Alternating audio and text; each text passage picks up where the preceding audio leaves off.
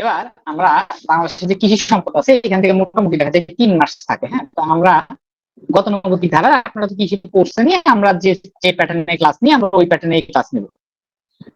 তো আমরা প্রথমে দেখি যে বিগত সালে অনেক কোশ্চেন আসছে, এগুলো আমরা আপাতত দেখতেছি না। হ্যাঁ, এগুলো আমরা আপাতত বাদ দিই, এগুলো আমাদের এখন দেখার দরকার নেই। আমরা একদম মানে পড়াতে চলে আসি। পড়াতে চলে আসার পরে দেখেন এখানে বিভিন্ন কথাবার্তা লেখছে। তো লেখার পরে লিখছে যে বাংলাদেশের কৃষিতে নিয়োজিত শ্রমশক্তির পরিমাণ কত, 45%। তো এই যে পার্সেন্টাইল সংখ্যাগুলো, এগুলা আমরা অর্থনৈতিক সমীক্ষা 2024 থেকে নিয়েছি। হ্যাঁ, তো এগুলা আমাদের পরীক্ষার আগে আমরা আরেকবার রিফাইন করে দেওয়ার চেষ্টা করব। তো দেখা যাক তারপরে কি থাকে। এগুলো এখনই এইভাবে করতে হবে না, বাট আপনি চিন্তা করেন যে মোটামুটি অর্ধেকের মতো আমার শ্রমশক্তি কৃষিতেই নিয়োজিত। হ্যাঁ, আচ্ছা। তো এবার এখানে যে লিখে রাখছে এটা আমরা সরাই নেই। টিএম মানে টানা মুখস্থ, বাংলাদেশের বিভিন্ন জাতের ফসল। এখন আপনি বাংলাদেশের বিভিন্ন জাতের ফসল যদি টানা মুখস্থ করতে জানতে, এইটুকু মুখস্থ করতে যে আপনি পাগল হয়ে যাবেন। মানে মানে মোটামুটি আপনি পাগল টাগল হয়ে যাবেন। তো দেখেন এই জিনিসগুলো আপনি কিভাবে মনে রাখতে পারেন, মনে ধরে রাখতে হবে, তাই না? তো এই করতে গেলে পাগল হওয়া ছাড়া কোনো উপায় নেই। হ্যাঁ, আচ্ছা। তো আলু, এখন এই আলুর জাতগুলা আমি যখন যখন পড়ছিলাম তখন আসলে আমি কিভাবে মনে রাখছিলাম, আমি কিছু গল্পের ছন্দে আহ মনে রাখার ট্রাই করছি। হ্যাঁ, তো মানে কিছু গল্পের ছন্দে মনে রাখার ট্রাই করছি, পরে দেখা গেছে যে আমার এই গল্পগুলো মনে থাকার তুলনায় আমি পারছি। আর আমি সবগুলো পড়ি, আমি বেছে বেছে যেগুলো একদম খুবই মানে বারবার আসে এরকম জিনিসই পড়ছিলাম। কারণ বেশি পড়ে তো মনে থাকতেছে না। তো এবার আমরা আসি, দেখা যাক যে আলুর জাত কি কি। তো আলুর জাত আপনি এইভাবে একটু মনে রাখতে পারেন। দেখেন সুন্দরী, হ্যাঁ, সিন্দুরি নাম। তো সুন্দরীরা কি পরে, ডায়মন্ড, ডায়মন্ডের রিং পরে। হ্যাঁ, এবং তাদেরকে কি করে, এই যে বিভিন্ন লোকজন কি কুফরি কুফরি করে। হ্যাঁ, তাদের ডায়মন্ড বিভিন্ন লোকজন কি কুফরি করে, চেহারা সুন্দর কুফরি করে। তো আবার সুন্দরী মেয়েরা কি চমক দেখায়। হ্যাঁ, চমক দেখায়। তো আবার দেখবেন যে কার্ডিনাল নামটা দেখবেন যে এই ফার্স্ট সেকেন্ড থার্ড, তারা এই যে first second third cardinal number দেখলাম, first second third cardinal number. তো এই ধরনের বিভিন্ন আমি মানে আমার মতো করে আমি জিনিসপত্র বানাইতাম এবং আমি এভাবে দেখতাম এবং দেখতাম যে আমার এগুলো মনে আছে ভালো। তো আপনি একটু এইভাবে দেখবেন। এর মধ্যে সব থেকে বেশি ইম্পর্টেন্ট হলো যে ডায়মন্ড, কার্ডিনাল, কুফরি, সিন্দুরি। এই চারটা বেশি চমকত আসছে না, আমি কোথাও দেখিনি চমক আসছে। তারপরে আমি কলা। তো কলা দেখবেন যে কলা করতে গেলে কি, কলার মধ্যে দেখুন যে বাসি বাসি যে শব্দগুলো আছে, কানাই বাসি, মোহন বাসি। হ্যাঁ, আচ্ছা। চম্পা কলা আমরা যে বাজারে কিনতে যাই, দেখুন চম্পা কলা আমরা অনেকে বাজারে কিনি। হ্যাঁ, তো ভারতের একটা জায়গা আছে অমৃতসর, ওইখান থেকে অমৃত সাগর। হ্যাঁ, অগ্নিশ্বর। তো মোটামুটি এই কয়টা দেখলে, বীর জবা দেখলে এর মধ্যে আছে, বাকিগুলো ওই রকম আসছে না। হ্যাঁ, এইটুকু একটু আপনারা কষ্ট করে পড়তে পারেন, কিছু করার নেই। তো পাটের উন্নত জাতের মধ্যে তোষা পাট, সিভিআই, সিভিএল, এগুলো না। তোষা পাটটা আপনি একটু ভালো করে দেখেন, এগুলো আসলে বেশি গুরুত্বপূর্ণ না। তো এরপর আমরা দেখতেছি যে ভুট্টার উন্নত জাতের মধ্যে আছে কি, যে বর্ণালী, শুভ্রা, হ্যাঁ, উত্তরণ, ব্র্যাক উদ্ভাবিত উত্তরণ। তো সুপার সুইট কর্ন আমরা বুঝছি মোহর। তো এই তিনটে বেশি ইম্পর্টেন্ট, বর্ণালী, শুভ্রা আর উত্তরণ। হ্যাঁ, এই বাকিগুলো অত ওইভাবে লাগে না।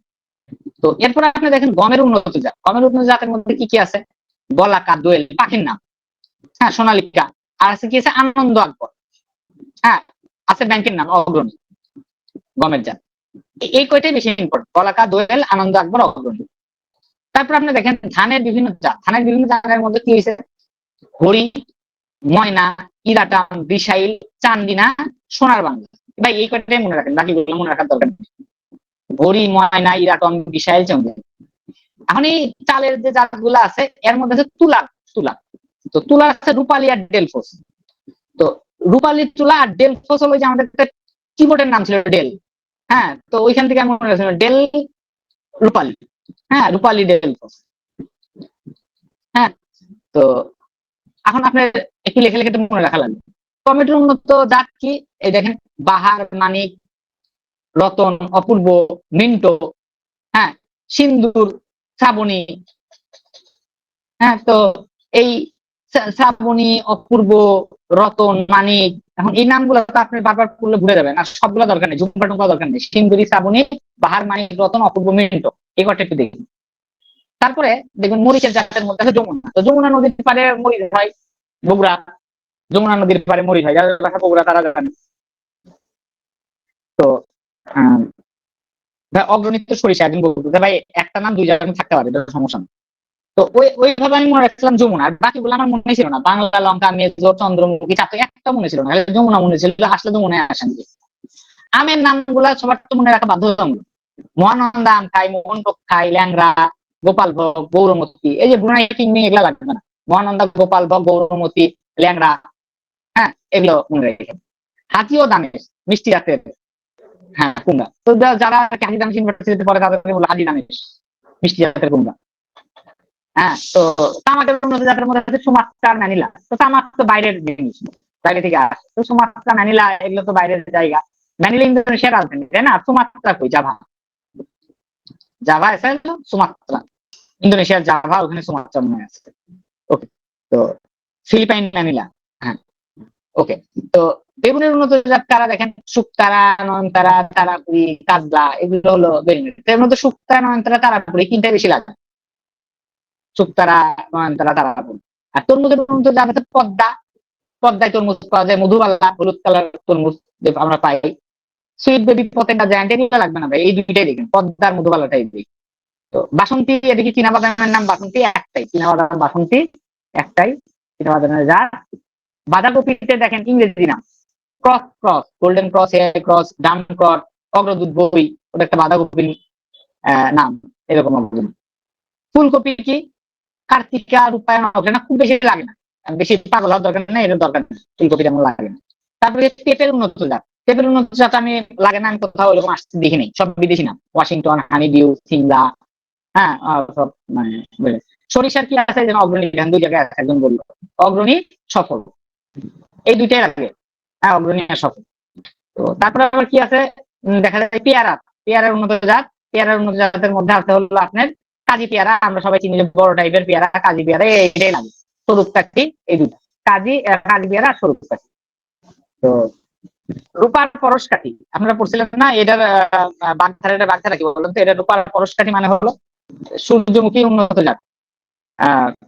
তো সূর্যমুখীর উন্নত জাতের মধ্যে কি আছে দেখেন? কিরণী। তো এটা হলো সূর্যমুখীর উন্নত জাত, কিরণী। তো সব জায়গায় আসলে ছেলেদেরকে উপেক্ষা করা হয়েছে, এখানেও করা হয়েছে। আমরা দেখতেছি যে একজন মহিলা মানুষের ছবি দেওয়া আছে, সূর্যমুখীর উন্নত জাত লিখে কিরণী। হ্যাঁ, তো এবার ওই একই জিনিসগুলো একটা পেপারে দিয়ে দিচ্ছে, মানে রিক্যাপ করে দিচ্ছে। হ্যাঁ, রিক্যাপ করে দিচ্ছে। তো আপনি এতক্ষণ যা দেখলেন ওইটা নিয়ে আপনার বেশি ভাবা লাগবে না, আপনি এখানে দেখেন। আমি বলছিলাম না তুলার লাগে রূপালী আর ডেলফোস। টমেটো হলো বাহার, মানিক, রতন, অপূর্ব, মিন্টো, সুন্দরী, শ্রাবণী। মরিচ হলো যমুনা, বাকিগুলো তেমন দরকার নেই। হ্যাঁ, বাকিগুলো তেমন দরকার নেই, আমি কেটে কেটে দিচ্ছি। আম হলো মহানন্দা, গোপালভোগ, গৌরমতী, ব্রুনাই কিং, হাজি দানেশ, মিষ্টি কুমড়া, তামাক, সুমাত্রা, ম্যানিলা। বেগুন হলো উত্তরা, নয়নতারা, সুপুরি। তরমুজ হলো পদ্মা, মধুবালা, বাসন্তী, চীনা বাদাম হলো বাসন্তী, আর বাঁধাকপি হলো যে গোল্ডেন ক্রস, কে ক্রস, ডাম, অগ্রণী। এই কটা দেখার পরে ব্যতিক্রম কয়েকটা নাম আছে, যেমন পদ্মা হলো ব্যতিক্রম। পদ্মার হলো একটা নাম আছে আপনার হলো তরমুজের একটা পদ্মা। আর মরিচের আছে হলো যমুনা। হ্যাঁ, ধানের আছে চান্দিকা, ময়না। আমের আছে মহানন্দা, নদীর নাম, তারপরও একসাথে মিল। করলা লাগবে না। আর গমে আছে হলো বলাকা, দোয়েল। তো এইটুক। আর আমি হলো আপনারা যেটুকু বললাম, হ্যাঁ, তো এইটুকু দেওয়ার পরে দেখা গেল যে আমি আপনার ইম্পর্টেন্ট যে কয়টা বলছি সেই কয়টা যদি আপনি একটু মনে রাখেন, হ্যাঁ, এই যে আমি যেগুলো আগাই দিচ্ছি একটু মনে রাখে একটা পেজের মধ্যে যদি একটু লিখে রাখেন, আমি তো বলেই দিলাম, তাহলে আশা করি ওর বাইরে কিছু লাগবে না। এইখানে মেন গুলা দুই চারটা, ওই কয়টা পড়ার পরে যত টাইম থাকবে তত বেশি বলবো, বাট ওই কয়টা কোনোভাবেই বাদ দিবেন। ওকে, আচ্ছা চলুন আমরা একটা র্যাপিড ফায়ার রাউন্ডের মতো খেলি। বর্ণালী। হ্যাঁ, তো এই বর্ণালী কিসের নাম বলেন তো? এতক্ষণ আমরা বললাম বর্ণালী কিসের নাম, কমেন্ট করেন। ভুট্টা, ঠিক আছে, আচ্ছা ভুট্টা। ইরাডাম, ইরাডাম কি? ইরাডাম, এবার ইরাডাম। ধান, ধান হলো ইরাডাম। ওকে। মোহর, মোহর কি? মোহর কি? টমেটো, মোহর টমেটো। চলো আমরা দেখি মোহর কি। মোহর হলো ভুট্টা, বলছে ভুট্টা। আচ্ছা চলো আমরা দেখি মোহর কি। চলো আমরা দেখি মোহর কই। মোহর, মোহর, মোহর, তুলা, ধান, গম, ভুট্টা। ভুট্টা এখানে কি আছে? মোহর, ইয়েস, এটা ছিল মোহর, মোহর ছিল ভুট্টা। ওকে, গুড। তো তারপরে যাই, চলেন আমরা বরকত, বরকত কিসের? গম। বরকত হলো গম। আচ্ছা, মেন্টো, মেন্টো কি? মেন্টো কি? মেন্টো হলো টমেটো, মেন্টো হলো টমেটো। আচ্ছা, যমুনা কি? যমুনা কি? মরিচ। সাবাস, যমুনা হলো মরিচ। দানেশ, দানেশ কি? হাজির দানেশ, কুমড়া। গুড। রূপা কি? রূপা, রূপালি পড়ছিলাম। রূপা কি? রূপা কি বলেন? এই যে একজন একটা বলছে তুলা, রূপালি হলো তুলা, রূপা কি? একই জিনিস। রূপা হলো ফুলকপি। চলেন আমরা দেখি, রূপা হলো ফুলকপি। আমরা একটু দেখে আসি ফুলকপিতে রূপা আছে নাকি। ফুলকপি, ফুলকপি হলো রূপা, ঠিক আছে। রূপালি হলো ডেলফোন, বাট ফুলকপি হলো রূপা। ওকে, আচ্ছা।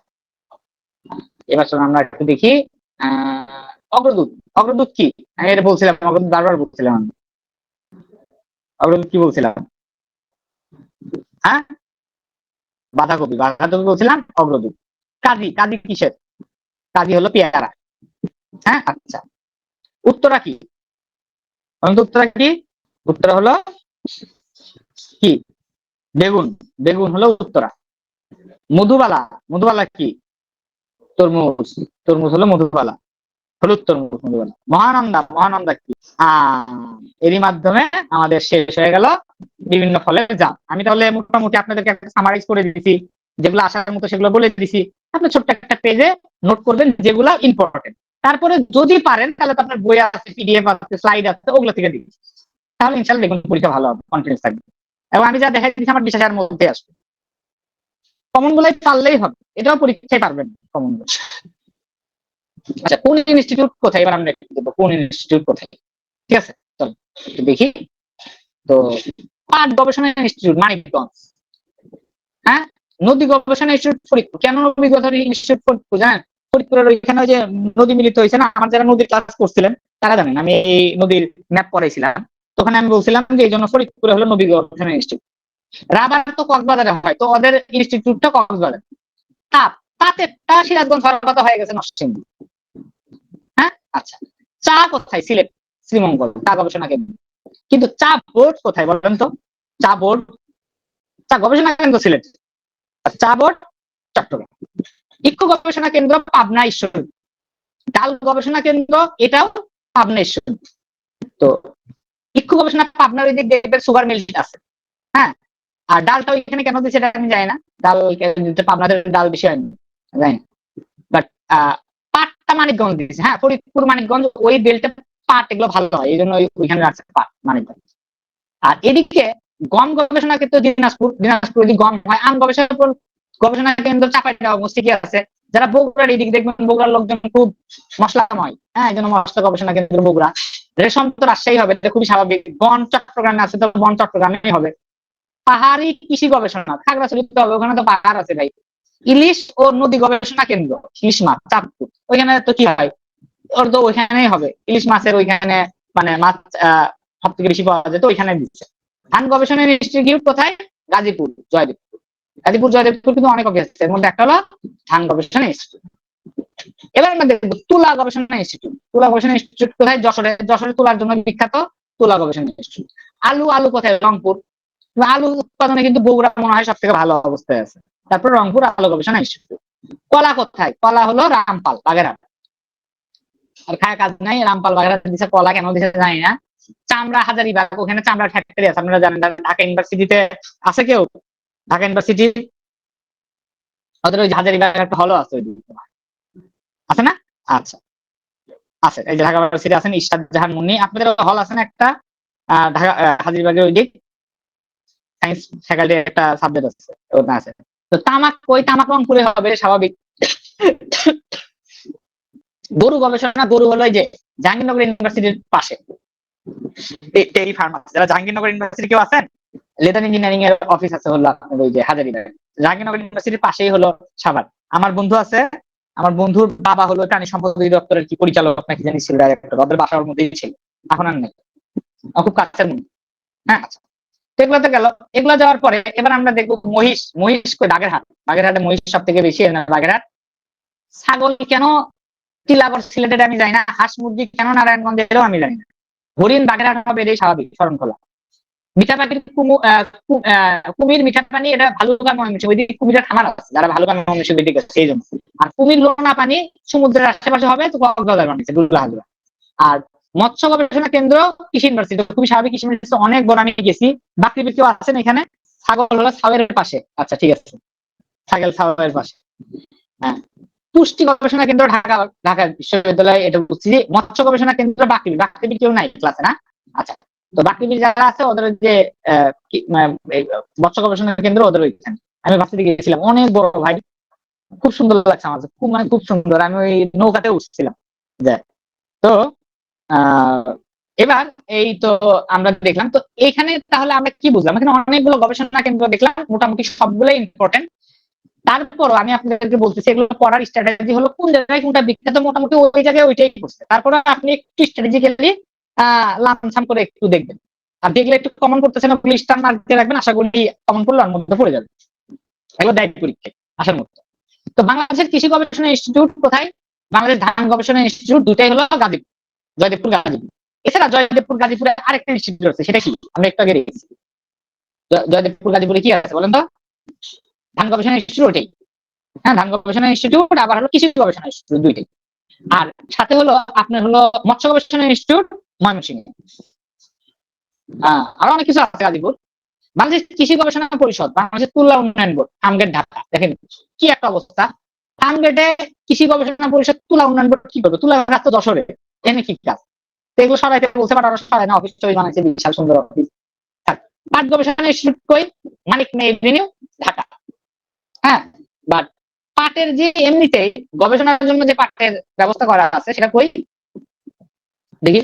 গবেষণার জন্য যে পাট দিয়ে রাখছে সেটা আমরা দেখছিলাম, সেটা হলো সরি, আমরা পাট করে দিয়েছিলাম, পাট হলো মানিকগঞ্জ, পাট গবেষণা বোর্ড, বোর্ড হলো মানিকগঞ্জ। আর ইনস্টিটিউট কোথায়? ইনস্টিটিউট হলো মানিক মে এভিনিউ, ঢাকা। পাট গবেষণা বোর্ড মানিকগঞ্জ, দেখছেন মানিকগঞ্জ। বাংলাদেশের পরমাণু গবেষণা institute Veena, Bangladesh institute of nuclear agriculture, এটা ময়মনসিংহ। হ্যাঁ, এটা কোথায়? এটা হলো ময়মনসিংহ, পরমাণু গবেষণা ইনস্টিটিউট বিনা। বাংলাদেশের চা গবেষণা ইনস্টিটিউট শ্রীমঙ্গল মৌলভীবাজার। হ্যাঁ, চা গবেষণা ইনস্টিটিউট বা কেন্দ্র। আর চা বোর্ড কোথায়? চট্টগ্রাম। এই একটু আগে কি শ্রীমঙ্গল, আমরা চা গবেষণা ইনস্টিটিউট একটু আগে দেখলাম না, অন্য কোনো জায়গায় ছিল নাকি চা গবেষণা ইনস্টিটিউট? না, ওটাই ছিল। চা গবেষণা ইনস্টিটিউট হয়ে গেল শ্রীমঙ্গল ছিল, ঠিক আছে, শ্রীমঙ্গল ছিল, ওটাই ছিল। আচ্ছা, চা গবেষণা ইনস্টিটিউট শ্রীমঙ্গল, মৌলভীবাজার ছিলেন, তো খালি মৌলভীবাজার নাম মাথায় আসছিস না। রাবার বোর্ড চট্টগ্রাম, ঠিক আছে, এই যে রাবার বোর্ড 16 শহর চট্টগ্রাম। বাংলাদেশের রাবার গবেষণা board Cox's Bazar, rubber board Chittagong, বা রাবার গবেষণা বোর্ড হলো চট্টগ্রাম। বাংলাদেশের রেশম গবেষণা প্রশিক্ষণ ইনস্টিটিউট, রেশম গবেষণা বোর্ড, এগুলো সবকিছু রাজশাহীতে। আম গবেষণা কেন্দ্র চাঁপাইনবাবগঞ্জে, সুগার ইক্ষু বা ডাল গবেষণা কেন্দ্র ঈশ্বরদী পাবনা, মশলা গবেষণা কেন্দ্র শিবগঞ্জ বগুড়া। কৃষিভিত্তিক বিভিন্ন প্রতিষ্ঠান, এবার আমরা দেখবো কৃষিভিত্তিক প্রতিষ্ঠান। তাহলে আমরা মোটামুটি এখন পর্যন্ত যেটুকু দেখলাম, এটুকু আমাদের মোটামুটি মাথায় একটা সেট আপ হয়ে গেছে না, কোথায় কোনটা? আচ্ছা, হাতুড়ি চেপার দরকার নেই, তাই না? আমরা মোটামুটি বলে ফেলছি। ওকে, এবার আমরা দেখবো কৃষি বিভাগ। 1870 সালে ব্রিটিশ সরকার বাংলায় প্রথম কৃষি বিভাগ প্রতিষ্ঠা করে। তো 1909 সালে ঢাকার ফার্মগেটে প্রতিষ্ঠা করা হয় কৃষি ল্যাবরেটরি বোর্ড। হ্যাঁ, তাহলে ব্রিটিশ সরকার কৃষি বিভাগ প্রতিষ্ঠা করে, আর ব্রিটিশ ল্যাবরেটরি বোর্ড হয় হলো ফার্মগেটে। এবার department of agriculture extension, department of agriculture extension, এরও ফার্মগেট। ফার্মগেট মানে বোঝাই যাচ্ছে যে ফার্মের কাজটা চলছে, সেটা এখন কি হয়ে গেছে? Farmgate. BADC, Bangladesh agriculture development corporation, এটা হলো দিলকুশা রোড, ঢাকায়। Bangladesh agriculture development Dilkusha corporation. Bangladesh কৃষি উন্নয়ন কর্পোরেশন 1961 সালে প্রতিষ্ঠিত কৃষি কর্পোরেশন। বাংলাদেশ পরমাণু কৃষি গবেষণা ইনস্টিটিউট বিনা, এটা কোথায়? বাকৃবি, ময়মনসিংহ, এটা একটু আগে আমরা দিচ্ছি বিনা। আর হলো বাংলাদেশ এগ্রিকালচার ডেভেলপমেন্ট কর্পোরেশন, এটা হলো বীজ দেয় নাকি। আর বিআরআরআই বাড়ি, জয়দেবপুর গাজীপুর, বাংলাদেশ রাইস ইনস্টিটিউট বাড়ি, বাংলাদেশ কৃষি গবেষণা ইনস্টিটিউট জয়দেবপুর গাজীপুর। হ্যাঁ, আচ্ছা, the international research rice institute, এটা আবার কোথায়? এটা ফিলিপাইন। হ্যাঁ, এটা কোথায়? ইন্টারন্যাশনাল রাইস ইনস্টিটিউট, ইডি, এটা হলো ফিলিপাইন্স। আচ্ছা, ঈশ্বরদী পাবনাতে Bangladesh sugar cane research institute আছে, ঈশ্বরদী পাবনা। বাংলাদেশ সুগার, আর বাংলাদেশ এগ্রিকালচার রিসার্চ কাউন্সিল, এটা হলো ফার্মগেট। আর ঈশ্বরদীতে ওইদিকে থাকবে, ঈশ্বরদীর ওইদিকে সুগার মিল আছে, তো ওই সুগার ওইখানে করছে। বাংলাদেশ এগ্রিকালচার রিসার্চ ইনস্টিটিউট, এটা আছে কোথায়? এটা আছে হলো আপনার ফার্ম গেটে, হ্যাঁ, BARC Bangladesh agriculture research council. আর বাংলাদেশ টি রিসার্চ ইনস্টিটিউট, চায় রিসার্চ ইনস্টিটিউট, এটা আছে হলো শ্রীমঙ্গল মৌলভীবাজার, একটু আগে আমরা দেখেছি আবার দিছে। এবার আমরা শেরে বাংলা কৃষি ইউনিভার্সিটি সম্পর্কে হালকা জানবো। তো শেরে বাংলা কৃষির কেউ থাকলে তা সেই বলুক, সে তো পড়ছে, সে আমার থেকে ভালো বলতে পারবে অনেক। আছেন কেউ বলবেন? বলতে পারেন, আমি এই স্বীকার করে দিব। আছেন কেউ? আচ্ছা, কেউ মনে হয় বলবে না। প্রতিষ্ঠাকাল 1938 সাল, পাকিস্তান পিরিয়ডের আগে, হ্যাঁ, মানে ব্রিটিশ স্থাপন করে দিয়ে গেছে। বাংলাদেশ কৃষি বিশ্ববিদ্যালয় বাংলাদেশে ও দক্ষিণ এশিয়ার প্রাচীনতম কৃষি বিশ্ববিদ্যালয়, কৃষি শিক্ষা ও গবেষণা প্রতিষ্ঠান, শিক্ষা প্রতিষ্ঠানটি রাজধানী ঢাকা শেরে বাংলা নগরে অবস্থিত, শেরে বাংলা কৃষি ইনস্টিটিউট। তো 1938 সালে বেঙ্গল এগ্রিকালচার ইনস্টিটিউট নামে এই প্রতিষ্ঠানটা প্রতিষ্ঠিত হলেও 2001 সালে বিশ্ববিদ্যালয়ে উন্নীত করা হয়। তো 1961 সালে ময়মনসিংহ কৃষি বিশ্ববিদ্যালয় প্রতিষ্ঠা করা হলে একে তার অধীনে দেওয়া হয়। দেখেন, পাকিস্তান পিরিয়ডে পড়ছিল শেরে বাংলা কৃষি বিশ্ববিদ্যালয় অধীনে দিয়েছিল এবং তখন এর নাম ছিল বেঙ্গল এগ্রিকালচার ইনস্টিটিউট। পরে 2001 সালে এটাকে বিশ্ববিদ্যালয় ঘোষণা করা। 1861 সালে ময়মনসিংহ এদেশের প্রথম কৃষি বিশ্ববিদ্যালয় প্রতিষ্ঠা করা হয়। বর্তমানে কৃষি বিশ্ববিদ্যালয় 7টা। তাহলে আপনারা বলতে পারবেন শেরে বাংলা কৃষি কবে? আচ্ছা, শেরে বাংলা কৃষি তো প্রথমে কৃষি ছিল না, ওটা ছিল বেঙ্গল এগ্রিকালচার ইনস্টিটিউট। সেটা পরে 2001 সালে কি করা হয়েছে? কৃষি ভার্সিটি করা হয়েছে। এখন মানুষের মোট 7টা কৃষি ইউনিভার্সিটি আছে, ময়মনসিংহ, ঢাকা, জয়দেবপুর, তারপরে সিলেট, খুলনা, হবিগঞ্জ, কুড়িগ্রাম, হ্যাঁ, এই 7টা আছে। তো এই 7টার মধ্যে সবগুলোতেই মনে হয় একটা দুটো স্টুডেন্ট আছে, বারো বেশি থাকতে হয়। ময়মনসিংহ কৃষি আর এই যে কোনটা আছে গাজীপুর, যেটা বঙ্গবন্ধু কৃষি বিশ্ববিদ্যালয়, এই দুটাতে আমার স্টুডেন্ট সব থেকে বেশি আছে। আচ্ছা, বাংলাদেশ কৃষি ব্যাংক, বাংলাদেশ কৃষি ব্যাংক হলো কৃষকদের সুবিধার্থে করা হয়েছে। তো এটা 1973 সালে প্রেসিডেন্ট অর্ডারের মাধ্যমে, হ্যাঁ, এটা শেখ মুজিবের সময় করা হয়েছে। তো এখন এখানে আছে একটা রিক্যাপ হালকা। তো আমার মনে হয় আমার রিক্যাপের দরকার নেই, আমি যে পর্যন্ত দেখাই দিচ্ছি এটা আপনাদের এমনি মনে আছে। আপনারা এখন কাজ করবেন, দেখলে আমি ইম্পর্টেন্ট বলছি, এগুলো একটা খাতায় নোট করবেন, নোট করে প্রয়োজনে নোট আমার সাথে শেয়ার করবেন। বাট এটা করতে হবে, না করলে মনে থাকবেন। বিভিন্ন জাতের পরে বিভিন্ন ইনস্টিটিউট এবং নোট। তো রিক্যাপের আর দরকার নাই খুব বেশি। তো বাংলাদেশের এবার হলো আমরা একটা স্ট্যাট দেখবো বাংলাদেশে, হ্যাঁ, বাংলাদেশের একটা স্ট্যাট দেখবো আমরা। সো স্ট্যাটটা বাংলাদেশ কৃষি পরিসংখ্যান, এটা বর্ষপূর্ণ 2023। তো আমার মনে হয় এটা 23 পর্যন্ত দিচ্ছে। 24 একটা কি বের হয়েছে আর কি জানেন? লাস্টের জায়গা মানে কি স্পেসিফিক বলেন, বুঝিনি। ও বিশ্ববিদ্যালয়গুলো তো পড়ার দরকার নেই, এগুলো আসবে না। কিন্তু এগুলো আসলে আমি তো স্টার মার্ক দিয়ে দিতাম। তাহলে কৃষি ভার্সিটিটা দেখবেন আর ছেড়ে বাংলাটা একটু দেখবেন, কিন্তু এগুলো আসবে না, ছেড়ে বাংলা আসবে না, কিছু আসবে না, কোনো টেনশনই নেই, এগুলো আসবে না। কত সালে কৃষি ব্যাংকও আসবে না, আসলে তো আমি বলে দিলাম যেগুলো আসবে এগুলো স্টার মারবেন। যেগুলো এখানে আসার মতো আগে ছিল, ইনস্টিটিউট কোনটা কোথায় সেটা ভালো করে দিন, হ্যাঁ, পাগলের মতো এগুলো পড়ে লাভ আছে, এগুলো আসবে। আচ্ছা, কৃষি যে একটা বর্ষপূর্ণ দিছে, এখন এই বর্ষপূর্ণটা আদৌ আপনাদের কাজে লাগবে নাকি আমি জানি না। হ্যাঁ, তো আমি চিন্তা করছিলাম যে বাদ দিও, পরে ভাবলাম যে আছে থাক, পরে যখন আমরা আহ পড়বো তখন এটা আমরা সাইজ করে নেব। তো আমি ওই চিন্তা করে আমি হলো রাখছি।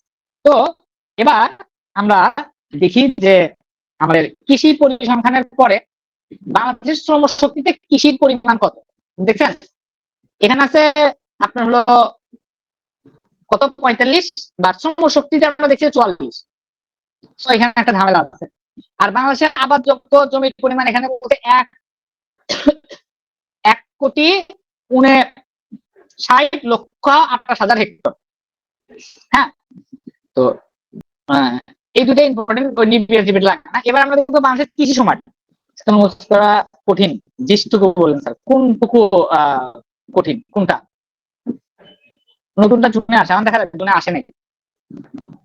হ্যাঁ, আগের গুলো লাগবে না, কোনটা সেটা বললেন যে মিস্টার মার্ক করে দিচ্ছি, মিস্টার দিয়ে দিচ্ছি। তো ওই ডাটাগুলো ওইভাবে লাগবে না, লাগলে মিস্টার দিয়ে দিই না। এবার বাংলাদেশের কৃষি সমাজ, বাংলাদেশের কৃষি সমাজ, বাংলাদেশের কৃষি সমাজের মধ্যে কি পূর্ব পাকিস্তানের প্রথম কৃষি পরিসংখ্যান তো তেমন তো আমি বলে দিলাম, তো খালি দেখবেন কত 44-45, আর নতুন করে হইলে দেখি। আর এটা জাস্ট এমনি বললাম যে 1,60,28,000 হেক্টর। হ্যাঁ, এবার আমরা দেখবো কৃষি সমাজ। কৃষি সমাজে কি 1960 সালে প্রথম শুরু হয় কৃষি সমাজ। হ্যাঁ, স্বাধীনতার পর থেকে এ পর্যন্ত 5বার কৃষি সমাজ হয়েছে এবং 6টা, একটা হচ্ছে স্বাধীনতার পূর্বে, 5টা হচ্ছে স্বাধীনতার পর। এবার বলেন তো আদমশুমারি কবে হয়েছিল? প্রথম স্বাধীন বাংলাদেশের কৃষি সমাজ 1977 সালে। তাহলে আদমশুমারি কত সালে? 1974। সকালে পড়াইছি। হ্যাঁ, আচ্ছা। তারপরে দ্বিতীয়টা হয়েছে 1983-84 সালে। তা আমাদের দ্বিতীয়টা কবে হয়েছে? 1981, রাইট? আদমশুমারি কত? 1981। হ্যাঁ, সাবাস, আপনি তো পড়াশোনা করেন। তারপরে হচ্ছে 1996 হয়েছে তৃতীয়টা, আর আমাদের তৃতীয়টা হচ্ছে 1991। 2008-এ হয়েছে চতুর্থ, এবং সর্বশেষ হচ্ছে 2019-এ, আর আমাদের সর্বশেষ হচ্ছে 2022-এ। 22-এ কততম আদমশুমারি হয়েছে আমাদের? এটা হয়েছে ষষ্ঠ। আর এটা হয়েছে কত? কৃষি শুমারি কত? ফিফথ। কৃষি শুমারি কত? আর আদমশুমারি কত? 6। ঠিক আছে, তাই না? ঠিক আছে তো? মোট 6টা, স্বাধীনতা পরে হয়েছে 5টা, আর ওইখানে আমাদের হয়েছে হলো 6টা। ওকে। তো কৃষি শুমারি অনুযায়ী দেশের কৃষির উপর নির্ভরশীল পরিবার কত? 46.68%। পরিবার কৃষির উপর সরাসরি নির্ভরশীল। কোন ধরনের জমি নাই? 11.34% খানার জমি নেই, নিজের জমি নেই এমন পরিবার সব থেকে বেশি আছে ঢাকা বিভাগে। সবচেয়ে বেশি কৃষি নির্ভর পরিবার আছে বরিশাল বিভাগ। হ্যাঁ, যাইতেশাল, আইতেশাল, বরিশাল। ধান হয় না অনেক। সর্বোচ্চ মৎস্যজীবীর খানা রয়েছে বরিশালে। নদী যদি আসতে মৎস্যজীবী থাকবেই ভাই। ভূমিহীন চাষী, যে সকল জমি কৃষকের জমির পরিমাণ 1 একরের নিচে, তারপরে ভূমিতে অল্প একটু ভূমি থাকলে আপনি আসলে ভূমিহীন কৃষকই হবে। বিভিন্ন কৃষি পণ্যের উৎপাদনের শীর্ষ জেলা। তারপরে দেখি ধান সব থেকে বেশি হয় ময়মনসিংহে, বা ধান গবেষণা ইনস্টিটিউট কোথায়? বলেন তো, কোথায়? গাজীপুর। ধান গবেষণা ইনস্টিটিউট বলছি, গাজীপুর। মাঠযোগ্য চাষ, সরি, চাষযোগ্য মাছ, মাঠযোগ্য চাষ বলছি। চাষযোগ্য মাছ হলো ময়মনসিংহ। আর ময়মনসিংহের ক্ষেত খামারটা কই? হ্যাঁ, ময়মনসিংহের এটা কই? চাষযোগ্য মাছের ওটাও ময়মনসিংহ। মসুরের ডাল লাগবে না, পেঁয়াজ অত লাগবে না, পাট লাগবে। পাট ফরিদপুর, মানিকগঞ্জে পাট গবেষণা ইনস্টিটিউট। আর পাটের যে বোর্ড, এটা হলো কোথায়? পাটের একটা প্রতিষ্ঠান আছে কোথায়? আমগেটে, ওইখানে একটা পাটের প্রতিষ্ঠান আছে। আনারস লাগবে না, কলা লাগবে না, কমলা লাগবে না, আদাও লাগবে না। ঠিক আছে, আপনারা পড়লে পড়বেন, সব পড়ে, আমার কোনো সমস্যা নেই, আমি কিন্তু দাগায় দিচ্ছি না। পরে আবার আরেকদিন বাইরে ফোন দিয়ে বলবেন যে ভাই খালি কমায় দেয়, দাগায় টাগায় দেয়, এগুলো নিয়ে অনেক কথাবার্তা হয়েছে, অল্প করে দিচ্ছি গিয়ে। আপনার সবই পড়েন, আমার কোনো সমস্যা নেই, কিন্তু এগুলো ইম্পর্টেন্ট। কমলা, রাঙামাটি, হ্যাঁ, এগুলো ইম্পর্টেন্ট না। আর আখ তো নাটোরের ওইদিকে হয়, ঈশ্বরদীর ওইদিকে হয়। ভুট্টাটা ইম্পর্টেন্ট, লিচুটা ইম্পর্টেন্ট। ঠিক আছে, লিচু হলো দিনাজপুর। পাট, চাষযোগ্য মাছ, পাট, এগুলো ইম্পর্টেন্ট। ওকে। কৃষি বর্ষপঞ্জি 2023 অনুযায়ী সব থেকে শীর্ষ জেলা কোনটা? তুলা, ঝিনাইদহ। 23 অনুযায়ী, যদি এখন চেঞ্জ হয় পরীক্ষার আগে, হ্যাঁ, যদি চেঞ্জ হয় সেটাও আলাদা। তো এমনি দেখেন, আসলে খুব বেশি চেঞ্জ হয়, 2-1টা চেঞ্জ হয়ে যায়। তো পাকা তাল, সোয়াবিন, চিংড়ি। চিংড়ি সাতক্ষীরায় হবে, সবাই জানে। তরমুজ, কুলরা, আলু, রংপুর, আমরা একটু আগে লিখছি। চা, মৌলভীবাজার। পেয়ারা, চট্টগ্রাম। এটা দেখেন গোলাপ, যশোর। যশোর যদি দিগর গাছের দিক গোলাপ হয়। ছোলা, কাঁঠাল। কাঁঠাল গাজীপুর, শক্ত মাটির ওইদিকে কাঁঠাল হয়। হ্যাঁ। হলুদ, গম, গম ঠাকুরগাঁও, এটা দেখেন। তামাক, কুষ্টিয়া। কুষ্টিয়াতে তামাক থাকবেই, যারা কুষ্টিয়ায় যায় তারা, আমার বন্ধু বান্ধবও যায়, তামাক থাকবেই কুষ্টিয়া। আম কোথায়? আম কিন্তু রাজশাহী না, আম হলো নওগাঁ। ভালো, আম কিন্তু নওগাঁ। ওকে। এবার দেখেন ধান উৎপাদনের শীর্ষ জেলা কোনটা? ময়মনসিংহ। ময়মনসিংহ ধান উৎপাদনের শীর্ষ, চাষযোগ্য মাছ উৎপাদনের শীর্ষ। ধানের রাজধানী হিসেবে কোন জেলা? নওগাঁ। ধানের রাজধানী নওগাঁ। আচ্ছা, আম উৎপাদনের শীর্ষ জেলা নওগাঁ। কাঁঠাল উৎপাদনের শীর্ষ গাজীপুর। আর কাঁঠালের বার্গার খাওয়ার জন্য বিখ্যাত কে? হ্যাঁ, কাঁঠালের বার্গার খাওয়ার জন্য বিখ্যাত কে? আপা। হ্যাঁ, ঠিক আছে। আচ্ছা, এবার বিলের মাছ উৎপাদনে কারা? সুনামগঞ্জে বিল আছে, বিলের মাছ উৎপাদনে বেশি। তো এবার আসে আমরা হলো কলা। কলা হলো আমরা দেখলাম যে টাঙ্গাইল। কলা টাঙ্গাইল, আনারস টাঙ্গাইল। সোয়াবিন শীর্ষ লক্ষ্মীপুর। পুরা বাংলাদেশের 75%। সোয়াবিন লক্ষ্মীপুর উৎপন্ন হয়। আর তুলা হলো ঝিনাইদহ বা যশোর। এখন আপনারা বলতে পারেন ভাই একটু আগে তো যশোর দেখলাম, এগুলো চেঞ্জ হয় বুঝছেন, সমীক্ষা অনুযায়ী। আমাদের একদম লাস্টের দিকে যে ক্লাসগুলো হবে আপনাদের পরীক্ষার ডেট হয়ে গেলে একদম সব ফিনিশ, তখন আমরা এগুলো সব কারেকশন একবার করে দিই। সো এগুলো না একবার ভাইবেন, দেখতেছেন তো বিভিন্ন সোর্স অনুযায়ী চেঞ্জ হয়। পাকার তাল উৎপাদনের শীর্ষ বরিশালের আসবে না জীবন। ফরিদপুর মসুর পেঁয়াজ পাট, এগুলো ফরিদপুর। চিংড়ি উৎপাদনের সাতক্ষীরা, গম উৎপাদনের ঠাকুরগাঁও, রুটির জেলা বলা হয় দিনাজপুর জেলাকে। দিনাজপুর জেলা কিসের জন্য? ভুট্টা উৎপাদন দিনাজপুর। লিচু উৎপাদনে দিনাজপুর, কমলা উৎপাদনে রাঙ্গামাটি। অত ইম্পর্টেন্ট না। পেয়ার উৎপাদনের শীর্ষ জেলা চট্টগ্রাম, নাটোর আখ ও রসুন উৎপাদনের শীর্ষ জেলা, আলু উৎপাদনের শীর্ষ জেলা রংপুর। হ্যাঁ, আচ্ছা, এখানে বলতে top 10 country production of potatoes. তো বাংলাদেশ কিন্তু আলু উৎপাদনের উপরে দেখেন স্টার্টের মধ্যে আছে। আমি যদি চিন্তা করি চায়না মেইনল্যান্ডের সাথে তুলনা করবো, তাহলে তো ভাই হবে না। চায়না কত বড় দেশ, আমরা কত বড় দেশ, হইলো? তাহলে তো হলো না। তাহলে কিন্তু হলো না। আমি ভালো ভালো জিনিসগুলো পড়াই দিই, দাগাই দিই, কাজে দিই।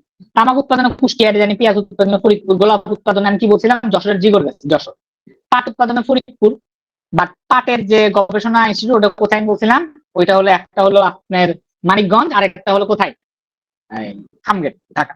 হ্যাঁ, পাট উৎপাদনে বিশ্বে বাংলাদেশের অবস্থান দ্বিতীয় এবং সবচেয়ে বেশি পাট রপ্তানি করে ভারত। বাংলাদেশ সবচেয়ে বেশি পাট রপ্তানি করে ভারত, আর বাংলাদেশ পাট উৎপাদনে দ্বিতীয়।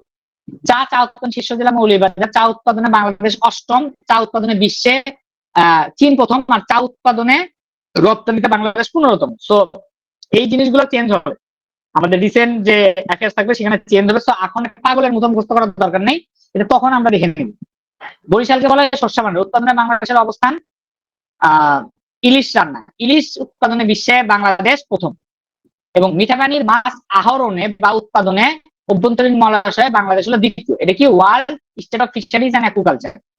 কাঁঠাল উৎপাদনে বাংলাদেশ বিশ্বের দ্বিতীয়, পাট উৎপাদনে তৃতীয়, ধান উৎপাদনে তৃতীয়। এবার আমরা ওগুলো ডাটা দিচ্ছি, ধরুন তেলাপাই লাগবে না, চতুর্থ এলা লাগবে না। চাষযোগ্য মাছ উৎপাদনে পঞ্চম, আলু উৎপাদনে বাংলাদেশ বিশ্বের সপ্তম, আম ও পেয়ারা উৎপাদনে অষ্টম। তাহলে এখন আপনি বলবেন যে ভাই আপনি তো এক দেধার ইনফরমেশন বলতেছেন, আমি এটা কেমনে মনে রাখবো? তো ঝামেলাটা আসলে ইলিশ উৎপাদনের প্রথম, আমি ইলিশটা তো মনে থাকবে, আপনি এমনি থাকবে দেখেন। মিঠা পানির মাছ, কাঁঠাল, পাট, এই তিনটে উৎপাদনের দ্বিতীয়। বাট বলেন তো পাট রপ্তানিতে বাংলাদেশ বিশ্বে কত কত সব থেকে বেশি রপ্তানি করে দ্বিতীয়। পাট রপ্তানিতে রপ্তানিতে রপ্তানি রপ্তানিতে 15 পাট উৎপাদনে তো দ্বিতীয় রে ভাই। রপ্তানিতে কি লেখা আছে একটু দেখুন, এর ডাটা যদি চেঞ্জ হবে গেল কই, আমরা দেখছিলাম এই পাট উৎপাদনের দ্বিতীয়, উৎপাদনের দ্বিতীয়। তারপরে একটা ডাটা স্ট্যাট আছে। আচ্ছা, আমরা যাচ্ছি চা রপ্তানিতে 15 মে। হ্যাঁ, এখানে একটু ঝামেলা আছে। আরে আমাদের তো একদম ট্রিটমেন্ট দিছে। আচ্ছা, থ্যাংক ইউ, এই স্ক্রিনশট নিয়ে রাখছি। ওকে, তো ধান উৎপাদনে তৃতীয়, তেলাপিয়াটা লাগবে না, হ্যাঁ আসবে না জীবন। চারযোগ্য মাছ সপ্তম, আলু পঞ্চম, চারযোগ্য মাছ সপ্তম, আর অষ্টম হলো আম পেয়ারা চা উৎপাদন। আম পেয়ারা চা উৎপাদনে অষ্টম। তো এর মধ্যে আমটা বেশি লাগে। তো আমি যে কয়টা বললাম এই কয়টা এবং উপরের এই পর্যন্ত যেটুকু পড়াইলাম, হ্যাঁ রিক্যাপ যে পর্যন্ত আছে এই পর্যন্ত আপনি চিন্তা করেন, আপনি 2 পেজের মধ্যে লিখতে পারবেন একটা খাতা নিয়ে। আমি যেগুলো খালি ইম্পর্টেন্ট বললাম, আমি যে কয়টা ইম্পর্টেন্ট বলে দিছি আপনি বিশ্বাস রাখেন এর মধ্যে আসবে। এবং এর মধ্যে কয়েকটা ডাটা আমি যেগুলো বলছি যে এই ডাটাগুলা সেটা প্রকাশিত হয়েছিল কবে, সোর্স দিয়ে আছে সব, এগুলো 2024-এ নর্মালি। তো আমরা যদি পরীক্ষাটা আগস্টের 8 তারিখে আর একটু পিছিয়েও যাইতে পারে কোনো কারণে, তো আমরা এখনই বলতেছি না যে এইটাই অথেন্টিক, এইটাই পড়ে না, আমরা লাস্টে দিয়ে দিব। হ্যাঁ, আমরা এখন বলতে পারছি। সো এইটুকু আপনি জাস্ট 2 পেজের মধ্যে আপনি লিখবেন আপনার মতো করে। হ্যাঁ, কোনটা কি উৎপাদন আমি বলে দিচ্ছি, আমার ক্লাস যারা একটু গুরুত্ব দিয়ে করছেন তারা বুঝতে পারছেন কি কি লাগবে। তো এইটুকু দেখলেই আপনার মোটামুটি দেখবেন যে একটা ওভারভিউ হয়ে যাবে, 2-1 পেজের মধ্যে থাকবে, 2 পেজের মধ্যে আপনার কাছে থাকবে, আপনি জাস্ট খালি পেজ উল্টাবেন, আপনার নলেজ হয়ে যাবে। হ্যাঁ, আপনার নলেজ ইনশাল্লাহ হয়ে যাবে। আম পেয়ারা উৎপাদন অষ্টম, এগুলো আপনার মনে থাকবে। হ্যাঁ, চা উৎপাদন অষ্টম। পাট রপ্তানিতে আমরা মনে হয় বিশ্বের দ্বিতীয়, এবং পাট রপ্তানিতে প্রথম হলো ভারত, আর হলো আমরা সব থেকে বেশি রপ্তানি করি ভারতে, তাই না? আচ্ছা, এবার রিক্যাপ দরকার নেই, তাহলে আমরা ওই পর্যন্ত চলে গেলাম। তাহলে আমরা মোটামুটি দেখেন আমাদের এই ইয়াটা কিন্তু অনেক বড়, অনেক বড়। আমরা ডিজিটাল যুগে কৃষি এখানে ঢুকে গেছি, ডিজিটাল যুগে কৃষি ঢুকছি। তো যাই হোক, ঢুকছি ভালো, এটা পড়াইতে যায় এবার অবস্থা টাইট হয়ে যাবে। ডিজিটাল যুগে কৃষি। তো দেখেন আমাদের যে কৃষি মন্ত্রণালয় থেকে প্রকাশিত ম্যাগাজিন হয় এবং এখানে ম্যাগাজিনের ছবি নাই, কেন নাই বলেন তো? কেন নাই? এখানে ডেডির ছবি ছিল। হ্যাঁ, এই তো ধরে ফেলছে মুন্না ভাই। হ্যাঁ, ডেডি ছিল। হ্যাঁ, তো ডেডির ছবি তখন দেওয়া গেলে চাকরি থাকবে না, কোচিং সেন্টার বন্ধ করে দেওয়া লাগবে।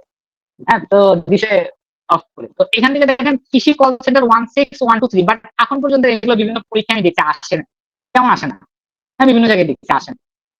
এখন ফুড ফর নেশন একটা জিনিস উৎপন্ন করেছে, ফুড ফর নেশন gov.bd। এখানে দেশের খাদ্যশস্য কৃষি পণ্যের সঠিক বিপণন, ন্যায্য মূল্য নিশ্চিত, চাহিদা মোতাবেক সহজলভ্য তৈরি করা, জরুরি অবস্থায় খাদ্য পরিবহন ব্যবস্থা অব্যাহত রাখে, এগুলো কথাবার্তা এখানে বলা হয়েছে। তো এগুলো আপনার লাগবে না, আপনার খালি ফুড ফর নেশন নামে একটা জিনিস ছিল। এটা হলো উন্মুক্ত কৃষি অনলাইন প্ল্যাটফর্ম, কৃষি মার্কেট। ফুড ফর নেশন হলো কৃষি মার্কেট অনলাইন প্ল্যাটফর্ম, এখান থেকে আপনি কিনতে পারবেন, যাতে দৌড়াত্ম শিকার না। কৃষক বন্ধু স্বয়ংসেবা 3331, এই নাম্বার গুলো আসলে আসে না, আমি জাস্ট বলতেছি আপনি পড়তে পারেন, আমি এখন আসতে দেখিনি। ই কৃষি, ই কৃষি মানে কি? 16250 ফোন দিয়ে ই কৃষি সম্পর্কে সেবা পাওয়া যায়।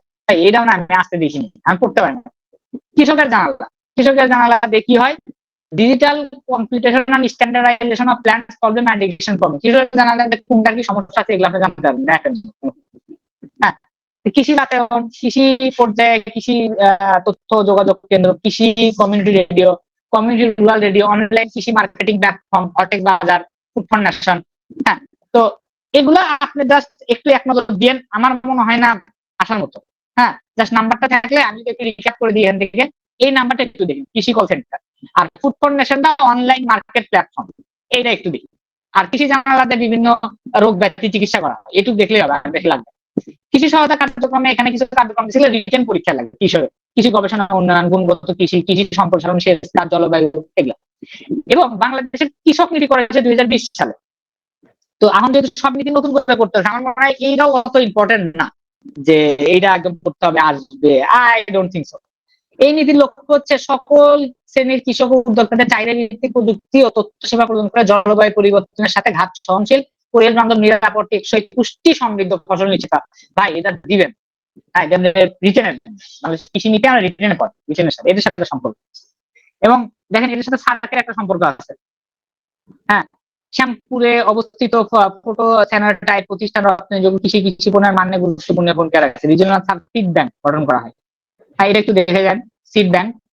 তো এই সিড ব্যাংক হলো এটা সার্কের আন্ডারে, কৃষি নীতিতে এটা ছিল। বাংলাদেশের সম্ভাবনাময় কৃষি ঐতিহ্য কি কি দেখেন? ভাসমান চাষ পদ্ধতি, ফুল চাষ, ধান চাষ, জুম চাষ, ধানের সাথে মাছের সমন্বিত, এগুলো হলো একটা কম্বাইন্ড চিন্তা ভাবনা, যে এটা রিজনে লাগে, খুবই লাগে যে আমরা সামনে কি কি করতে পারি। সেটা আমরা বলি সামনে আমরা ভাসমান চাষ করব। হ্যাঁ, তারপরে ভাসমান চাষ মানে নদীতে বা ইয়াতে পুকুরে চাষ, ফুল চাষ করবো, ফুল যেগুলো আমরা কম করি, প্রচলিত ধান চাষ পদ্ধতি চেঞ্জ করবো, জুম চাষ বাড়াবো। হ্যাঁ, এবং এই যে ধানের যে ক্ষেতটা হয়, ধানের ক্ষেত্রে যে পানি থাকে, ওই পানির মধ্যে যদি মাছ চাষ করা যায়, এরকম ব্যাপার। ভাসমান চাষ পদ্ধতি এই যে দেখেন এরকম পুকুর বা একটি বিলের মতো জায়গা, মানে কৃষি ঐতিহ্য সাইট হিসেবে স্বীকৃত। এবং তাহলে এই পর্যন্ত গেল। এবার দেখলাম শস্য বা ফসল। দুই ধরনের শস্য আছে, একটা খাদ্য শস্য, একটা অর্থকারী। খাদ্য শস্য আমরা খাই, অর্থকারী সরাসরি বিক্রি করি, যেমন পাট। আচ্ছা, তো খাদ্য শস্য কি? যে আলু, গম, ডাল, বীজ, মশলা, এগুলা। এবং শতকরা 80% জমিতে খাদ্য শস্য হয়। অর্থকারী ফল যেসব সরাসরি অর্থের উদ্দেশ্যে বিক্রি করা হয়, যেরকম পাট, চা, আখ, তামাক, রেশম, রাবার, তুলা, এগুলো। তো বাংলাদেশের উৎপাদনের ভিত্তিতে দুই ধরনের ফসল, একটা হলো রবি ফসল আর একটা হলো খরিফ ফসল। খরিফের এক দুই আছে। রবিটাকে নর্মালি বলা হয় শীতকাল। হ্যাঁ, কার্তিক থেকে ফাল্গুন মাস। তো কার্তিক মাসে ঠান্ডা থাকে, ফাল্গুন ঠান্ডা থাকে, এই সময় যে সবজিগুলো হয় এগুলোকে বলা হয় রবি শস্য। এবং এই শীতকালে বোরো ধান হয়। এবং বোরো ধান বাংলাদেশের সব থেকে বেশি পরিমাণ কোনো ধান যদি উৎপন্ন হয় সেটা হলো বোরো। খরিফ এক গ্রীষ্মকাল, খরিফ দুই হলো বর্ষাকাল। কারণ বাংলাদেশে বেসিক্যালি এখন তিনটা কাল হয়ে গেছে, শীত, গ্রীষ্ম, বর্ষা। তো বাকিগুলো নাই। খরিফ খরিফ হলো গ্রীষ্মকাল, খরিফ হলো বর্ষাকাল। খরিফ একে চৈত্র থেকে আষাঢ় মাস। আউশ, আষাঢ় মাসে আউশ ধান করা হয়। গ্রীষ্মকালে আউশ ধান করা হয়, পটল, বরবটি, মিষ্টি কুমড়া, এখন যেগুলো পাওয়া যাচ্ছে গ্রীষ্মকালে। আর খরিফ টুতে বলা হয় কি আমন ধান। হ্যাঁ, আমন। তো আপনার হলো তাল, জলপাই, আমলকি, এটা করা হয়। তো কখন কোন ধানটা, এইটা একটু ভাই মনে রাখবেন। হ্যাঁ, কখন কোন ধান এটা একটু মনে রাখেন। আউশ, আমন আর বোরো। মাসটা ওইভাবে লাগে না, তারপর আপনি একটু মাসটা আইডিয়া করে রাখবেন, যদি কোনো সময় দিয়ে একবার দিয়েছিল। তো এখানে ব্যাপারটা কি, কার্তিক ফাল্গুন, মানে ওখানে চিন্তা করবেন যে শীতকাল কি, কার্তিক ফাল্গুন ওই জন্য শীতকাল থাকে। গ্রীষ্মকালটা আমরা চিনি চৈত্র থেকে আষাঢ় মাস, আর বর্ষাকাল থেকে আষাঢ়ের পর থেকে বর্ষাকাল। হ্যাঁ, খরিফ ঋতুতে শ্রাবণ থেকে আশ্বিন মাস পর্যন্ত মানে বৃষ্টি বৃষ্টি ভাব থাকে। ফসল তোলার সময় কি ভাদ্র বা ভোদাই, ভাদই সরি ভোদাই বলতে সরি সরি সরি ভাদ্র বা ভাদই। হৈমন্তিক বা খরিফ, একটা হলো রবি, রবি হলো শীতকালে, ভাদ্র মাস তো গরমের মধ্যে, হৈমন্তিক হলো চৈত্র বর্ষাকালে বা বর্ষার শেষের দিকে। তো 12 মাসের সবজি কোনগুলা, 12 মাসের সবজি কোনগুলা, 12 মাসের সবজি হলো বেগুন, ঢেঁড়স, লাল শাক, এগুলো সবসময়ই হয়। বেগুন, ধান। তো ধান কি দেখেন, বাংলাদেশের প্রধান খাদ্য শস্য ধান চাষ করা হয় আবাদি জমি প্রায় 70% জমিতে, এবং ধানের শ্রেণী বিভাগ 3 ভাগে: আউশ, আমন, বোরো। আউশ, আমন আর বোরো। তো আউশ হলো দেখেন আমি আপনাকে বলছিলাম চৈত্র বৈশাখ, আউশ আমরা একটু দেখলাম যে একটু চাষের সময় চৈত্র বৈশাখ, তারপরে কি কাটার সময় কি একটু বর্ষার সময়, তো ওই মাসে তো লাগাইছেন, তারপরে ধরেন বৈশাখ জ্যৈষ্ঠ ওই মাসটা ধরেন ধানটা বড় হলো, তারপরে আষাঢ় শ্রাবণে কাটবেন। তারপর আবার দেখেন এই শ্রাবণের সময় যখন কাটছেন তখনই এই শ্রাবণ ভাদ্র মাসে লাগাইছেন, মাঝখানে ব্রেক দিচ্ছেন আশ্বিন, তারপরে কার্তিক অগ্রহায়ণ মাসে আবার কাটছেন। তাহলে দেখবেন পড়তে মজা হবে, মানে আর কষ্ট হবে না, এটা লাগবে। আউশ, আমন আর বোরো। তো বোরোটা কি দেখেন এই কার্তিক অগ্রহায়ণে লাগাইছেন, কার্তিক অগ্রহায়ণ পৌষ মাস, এই 2 মাসে বড় হয়েছে, বৈশাখের শুরুতেই কাটা ফেলছেন, এবং এই ধান সব থেকে বেশি হয়। এবং এই যে বৈশাখ জ্যৈষ্ঠতে বলে না বৃষ্টি হলে ধানের ক্ষতি হবে, তো ওই ব্যাপারটা এখানে আছে। তাহলে আউশ, আমন, বোরো শুরু করবেন চৈত্র বৈশাখ দিয়ে, তারপরে 1 মাস করে দেখেন গ্যাপ দিয়ে আবার 2 মাস, আবার এইটা টাইনে নিয়ে আসছে এখানে নিয়ে আসবেন শ্রাবণ ভাদ্র, মাঝখানে গ্যাপ, আবার কার্তিক অগ্রহায়ণ, তারপরে কার্তিক অগ্রহায়ণ নিয়ে আসার পরে এখানে আবার 2 মাস দিয়ে আবার দেখেন বর্ষাকালে কাটছেন, বৈশাখ জ্যৈষ্ঠ গ্রীষ্মকালে কাটছেন। তো এইভাবে পড়লে দেখবেন আপনার জিনিসটা একটু মাথার মধ্যে থাকবে, আপনি একবার নিজে নিজে একটু দেখে নেন। ওকে, তো দেখা শেষ, কঠিন মনে হলো? আরেকবার বলবো এটা একটু। আচ্ছা দেখেন, আউশ, আমন আর বোরো, এটা মনে রাখেন, আউশ, আমন, বোরো। তো আউশ আমি কি বলছি যে নর্মালি কি সময় আউশটা কাটা হয়, গরমকাল। তো চৈত্র বৈশাখ মাসে রোপণ করলেন, আষাঢ়ে মানে বর্ষার শুরুতেই কেটে ফেললেন, মাঝখানে 1 মাস গ্যাপ হলো, ওই মাসে বড় হলো। তারপরে আউশ, আমন হলো বর্ষাকালে, তাহলে আষাঢ় শ্রাবণ বর্ষাকাল, ওই সময় আপনি লাগাইলেন, মাঝখানে 1 মাস বড় হলো, শ্রাবণ ভাদ্র আশ্বিন, তারপর কার্তিক অগ্রহায়ণ, মানে মোটামুটি যখন শীত শীত করতে তখন কেটে ফেলছে।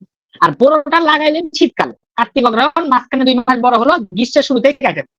এই এবার তো মনে থাকার কথা নাকি? আপনি একবার লিখেন, আপনার যে নোটপ্যাডে করবেন ওইখানে লিখেন, আমি যেভাবে বললাম এইভাবে লিখেন, তাহলে লিখবেন মনে থাকবে। তাহলে যাই পরে যাই।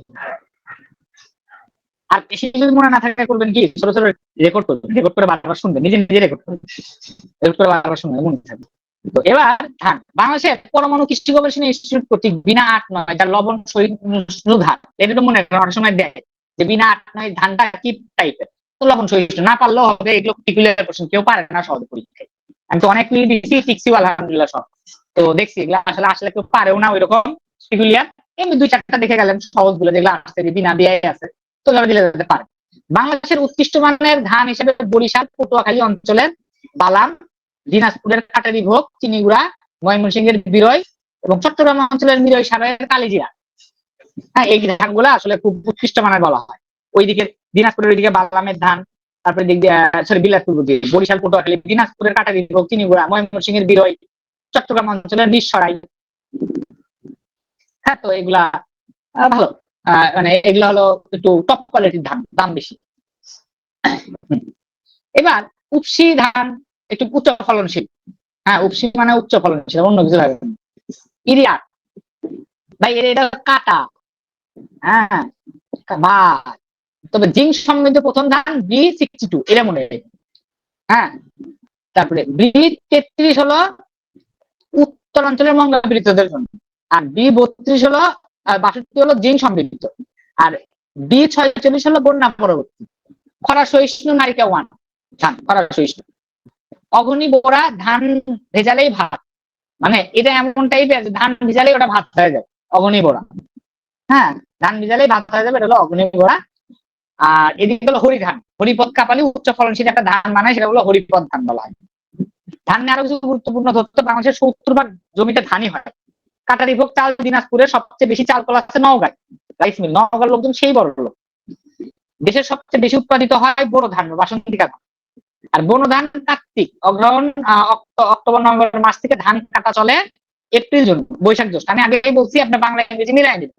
কার্তিক মাসে যদি বড় লাগানো হয়, শীতকালে মাঝখানে বড় হয় বৈশাখ জ্যৈষ্ঠ, মানে গ্রীষ্মের শুরুতেই কেটে ফেলা হয়।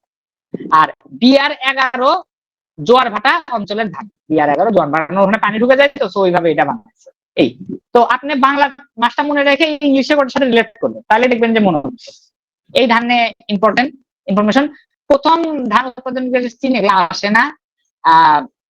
পাওয়ার প্রেসার ধান মারে মেশিন, এগুলো আমরা জানি। রোপা আমন কাটা হয় অগ্রহায়ণ পৌষ মাসে। আমরা বললাম না এই যে আমনটা কোন সময় নর্মালি, আউশ আমন বড়, তো আমন হলো বর্ষাকালের এরকম সময়, তো কাটা হয় কি দেখবেন যে শীত শুরু হয় তখন কাটা হয়, তো অগ্রহায়ণ পৌষ, এইভাবে আপনি পারবেন। ওইভাবে একটু কমন কথা বললে পারবেন। তো উন্নত জাতের ধানের জাত বাংলাশীল, সোনার বাংলা, অত লাগবে না। বিপ্লব এই একটা দেখলেই হবে, অত লাগবে না। এখন যে হারভেস্টিং চলছে এগুলা বড়, হ্যাঁ এগুলো বড়। এখন হারভেস্টিং এগুলো চলতেছে না, এখন বড় কেন, এখন আসলে কি ভাই, এখন এখন কি মাছ চলেন আমরা দেখি, এখন যেগুলো চলতেছে কি, চলেন দেখে আসি। আমরা আমাদের এখানে যে এখন কি মাস, এখানে তো লেখা ছিল, এখন হলো এপ্রিল জুন, তাই না? তাহলে হ্যাঁ, হারভেস্টিং চলতেছে, ধান কাটা চলতেছে, এগুলো হলো বড় ধান। এপ্রিল জুন বৈশাখ জ্যৈষ্ঠ এপ্রিল জুন, বুঝছেন? তো এবার ধান আমরা মোটামুটি দেখলাম, ধানটা ভালো করে দেখতে হবে, বোঝা যাচ্ছে ধান ভালো করে দেখতে হবে। তো আমরা অনেক দূর আসছি, এতটুকু আবার ডাবল আছে। তো অলরেডি আমরা মোটামুটি 1 ঘন্টা কথা বলে ফেলছি। তো আপনারা যদি চান আমি ব্রেক দিতে পারি, আর যদি বলেন যে না শেষ করে দেন তাহলে শেষ করবো, শেষ করাটা একটু কঠিন হবে ব্রেক ছাড়া। তো এবার শেষ করেন, আচ্ছা ঠিক আছে। তো পাটকে বলা হয় সোনালী। আচ্ছা আরেকটু পরে আমি একটা ব্রেক দেবো, হ্যাঁ, আর 10 মিনিট পরে আমি ব্রেক দেবো। এবার আমরা আসি পাট। পাট 3 প্রকার, সাদা, মেস্তা, তোষা পাট। তোষা পাট সব থেকে উন্নত জাতের পাট, এইটুকু জানলেই হচ্ছে, বেশি লাগবে না। আর 2010 সালে তোষা পাটের জিন বিন্যাস আবিষ্কার করেন ডক্টর মাকসুদুল আলম। বাংলাদেশের পাটের 3 জিনোম ক্ষেত্রে স্বীকৃতি আদায় করছে। তো পাট কি দেখেন, বাংলাদেশের প্রথম অর্থকারী ফসল পাট। পাট উৎপাদনের শীর্ষ ভারত, বাংলাদেশ দ্বিতীয়, রপ্তানিতে শীর্ষে বাংলাদেশ, বিশ্বের শীর্ষে বাংলাদেশ। 1/3 পাট বাংলাদেশে উৎপন্ন হয় বিশ্বে। পাট বেশি জন্মে ফরিদপুরে। পাট বলয় ময়মনসিংহ, ঢাকা, কুমিল্লা। পাট দিবস 6 মার্চ। সবচেয়ে বড় পাটকল আদমদীপ পাটকল। আদমদীপ পাটকল বন্ধ হয় 2002 সালে। পাট ব্যবসার কেন্দ্র ছিল প্রাচীন ড্যান্ডি ক্ষেত্র নারায়ণগঞ্জ। রিবন রেটিং পাট প্রদানের একটা পদ্ধতি, এটুকু জানলেই হচ্ছে। আল্লাহ। পাট উৎপাদনে ভারত বিশ্বের শীর্ষ দেশ, বাংলাদেশের অবস্থান দ্বিতীয়। শ্রেষ্ঠ পাট বলয় ময়মনসিংহ, ঢাকা, কুমিল্লা। বাংলাদেশের সবচেয়ে বেশি পাট উৎপন্ন হয় ফরিদপুর জেলায়, এগুলো আমরা দেখছি। পাটের এই যে জুটন, মানে পাট থেকে জুট পলিমার তৈরির আবিষ্কার প্রতিপত্তিক মোবারক আহমেদ খান। পাট থেকে সাশ্রয়ী জুটিন তিনি তৈরি করেন, হেউটিন বানাইছিলেন মোবারক আহমেদ খান। এবং এই জুটন হলো পাট ও তুলার মিশ্রণে 70% পাট, 30% তুলা। আবিষ্কারক doctor Mohammad Siddiqullah. Ribbon rating হলো পাট পচানোর একটা পদ্ধতি। Ribbon rating. গম, গম কি দ্বিতীয় খাদ্য শস্য হলো গম, যা শীতকালে হয় নর্মালি। ভুট্টা হলো ব্যাক উৎপাদিত হাইব্রিড ভুট্টার নাম উত্তরণ, এটা আমরা একটু আগে দেখছি। এবং ভুট্টা উৎপাদনের শীর্ষ জেলা দিনাজপুর, এটা আমরা জানি। চা আমরা দেখছি, চা কোদালায় প্রথম চা প্রতিষ্ঠা করা হয়, যা কুন্ডুদের চা নামে প্রতিষ্ঠিত, চট্টগ্রামের কোদালায়। এবং সর্বপ্রথম বাণিজ্যিকভাবে শুরু হয় 1857 সালে সিলেটের মালঞ্চলে, যা দেশের প্রথম বাণিজ্যিক চা বাগান হিসেবে খ্যাত।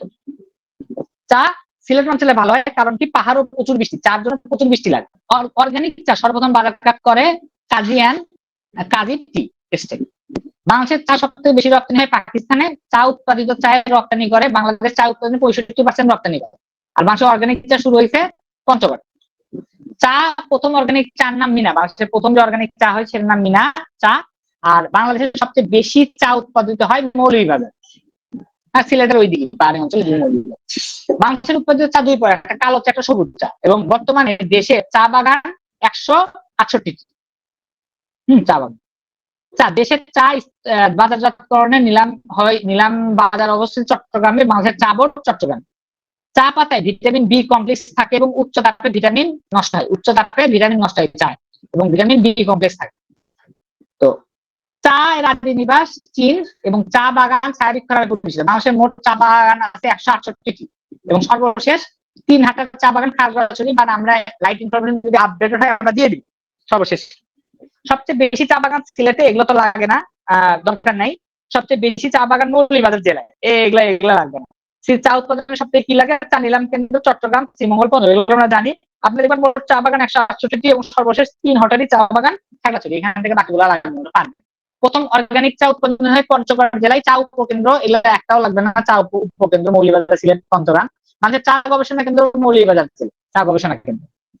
আর হলো চা দিবস 4 জুন, এটাও লাগবে না। চা শ্রমিকদের দৈনিক মজুরি 170 টাকা, এটাও দরকার নেই, খুবই কম মানুষ চা। ওকে, তো আমরা চা দেখলাম। চা দেখার পরে এবার আমরা দেখবো আলু। তো আলু দেখার পরে আমরা আমাদের 50% মতো থাকবে আলু দেখার পরে। তো আমরা একটা ছোট্ট ব্রেক নেবো আলু দেখার পরে, 10 মিনিট একটা ব্রেক নেবো আলু দেখার পরে। ঠিক আছে, আলু দেখার পরে একটা ব্রেক নিবো। তো এবার আমরা আলুতে আসি। অর্গানিক টি খান নাই? অর্গানিক টি ভাই, আরে অর্গানিক টি তো এখন পাওয়া যায় দোকানে। পটাটো এসেছে স্প্যানিশ পটাটো থেকে। বাংলাদেশে আলু আনা হয় নেদারল্যান্ড থেকে, এবং বাংলাদেশের প্রথম আলু চাষের পরীক্ষিত ওয়ারিং স্টিন, মনে আছে ওয়ারিং স্টিন কে? মনে পড়ে ওয়ারিং স্টিন রে? হ্যাঁ, ওয়ারিং স্টিন আর কি কি করছে মনে আছে বলেন তো দেখি? রাজস্ব বোর্ড, সাবাস, রাজস্ব বোর্ড বানিয়েছিল ওয়ারিং স্টিন। হ্যাঁ, রাজস্ব বোর্ড ওয়ারিং। আলু উৎপাদনে বাংলাদেশ সপ্তম। এবার ওয়ারিং স্টিনটা দেখলাম, রাজস্ব বোর্ড, দ্বৈত শাসন ব্যবস্থা, রহিতকরণ, হ্যাঁ, রাজধানী কলকাতায়, গুড, সাবাস। বাংলাদেশের সর্ববৃহৎ খাদ্য গুদাম বগুড়ার সান্তাহার, সর্ববৃহৎ খাদ্য গুদাম বগুড়ার সান্তাহার। এই বগুড়ার সান্তাহার সর্ববৃহৎ খাদ্য গুদাম। এবং ফসলের বিভিন্ন সারের নাম, সন্না সার, সন্না সার এক প্রকার জৈব সার। এছাড়া আছে হল ইউরিয়া সার, থেকে উৎপাদিত নাইট্রোজেন লাভ করে নাইট্রোজেন গাছ থেকে উপকার পায়। আপনার সন্না সারটা দেখেন, সন্না সার এক প্রকার জৈব সার, সৈয়দ আব্দুল খালেক এই সার দেয়, উৎপাদন করে। এবং নাইট্রোজেনের অভাবে গাছের পাতা হলদে হয়, এই জন্য ইউরিয়াতে নাইট্রোজেন পরিমাণ 44 থেকে 46%, এটা একটু দেখেন। আর ইউরিয়া মিশ্রিত খড়ে আমিষ উৎপাদনকারী পর্যাপ্ত নাইট্রোজেন থাকার কারণে গরু তাড়াতাড়ি মোটা যায়। আর triple super phosphate, ammonium sulphate জমির সার হিসেবে ব্যবহৃত হয়। বিউরেট অফ পটাশ, এগুলো একটা ওইভাবে লাগবে না। ফুল বা ফল পাকাতে ফসফরাস লাগে। আর লাইকোফিনের ফলে টমেটো লাল হয়, আর ইথিলিন ফল পাকানোর হরমোন। তো এগুলা বেসিক্যালি বিজ্ঞানের প্রশ্ন, বাট এখানে দিচ্ছে সাধারণ জ্ঞান, তো সাধারণ জ্ঞানী একটু জ্ঞান হোক আপনাদের, এই জন্য দিচ্ছে। বাট এগুলো বেসিক্যালি বিজ্ঞানের প্রশ্ন, বুঝতে পারছেন? ওকে, এবার দেখেন আপনার ইথাইল লাইকোফিন ফুল ফল পাকাতে ফসফরাস, এগুলো এখানে না পড়ে বিজ্ঞানে পড়লেও হবে। এগুলো দিয়ে বাংলাদেশে পড়তে হবে ইকোনমিক্সে। এবার পরিবেশ বান্ধব সবুজ সার দুইটা হলো, একটা হলো ধইঞ্চা আর একটা হলো শন। সবুজ সার তৈরিতে ব্যবহৃত দুটো শস্য, একটা হলো ধইঞ্চা আর একটা হলো শন। এগুলোতে বেসিক্যালি কোনো কাজ হয় না, এগুলা পচায় মানুষ সার বানায়। হ্যাঁ, ফিন, ফিন হবে কোনটা? লাইকোফিন, আচ্ছা আচ্ছা, লাইকোপিন হবে, লাইকোপিন লাল হয়। হ্যাঁ, ইথিলিন, হ্যাঁ লাইকোপিন নয়, ঠিক আছে। আচ্ছা, এবার কৃষি সংক্রান্ত গুরুত্বপূর্ণ এতক্ষণ যেগুলো আমরা দেখলাম, এগুলো না মানে এই যেগুলো বোর্ড টোড আছে এগুলাই বেশি ইম্পর্টেন্ট। চা পাট এগুলো একটু দেখবেন, আমি তো বলে দিচ্ছি ইম্পর্টেন্ট। বাট এইবার হলো একটু আলাদা টাইপের জিনিস চলে আসছে, সেটা হলো কৃষি সংশ্লিষ্ট বিভিন্ন গুরুত্বপূর্ণ দিবস। তো কৃষি সংশ্লিষ্ট বিভিন্ন গুরুত্বপূর্ণ দিবস কি কি আছে দেখেন। 15ই নভেম্বর, হ্যাঁ 15 নভেম্বর পহেলা অগ্রহায়ণ, এটাকে বাংলাদেশের কৃষি দিবস বলা হয়। আর জাতীয় খাদ্য নিরাপত্তা দিবস 2 ফেব্রুয়ারি। এবার বলেন তো যে জনসংখ্যা দিবস কবে? কবে সকালে ক্লাসে পড়েছি? 2 ফেব্রুয়ারি, 2 ফেব্রুয়ারি, এই যে 2 ফেব্রুয়ারি দুইটা জাতীয় খাদ্য নিরাপত্তা খাদ্য দিবস, ঠিক আছে। আর আদিবাসী দিবস কবে? আদিবাসী না, ক্ষুদ্র নৃগোষ্ঠী এদের দিবস কবে? 9 আগস্ট, গুড।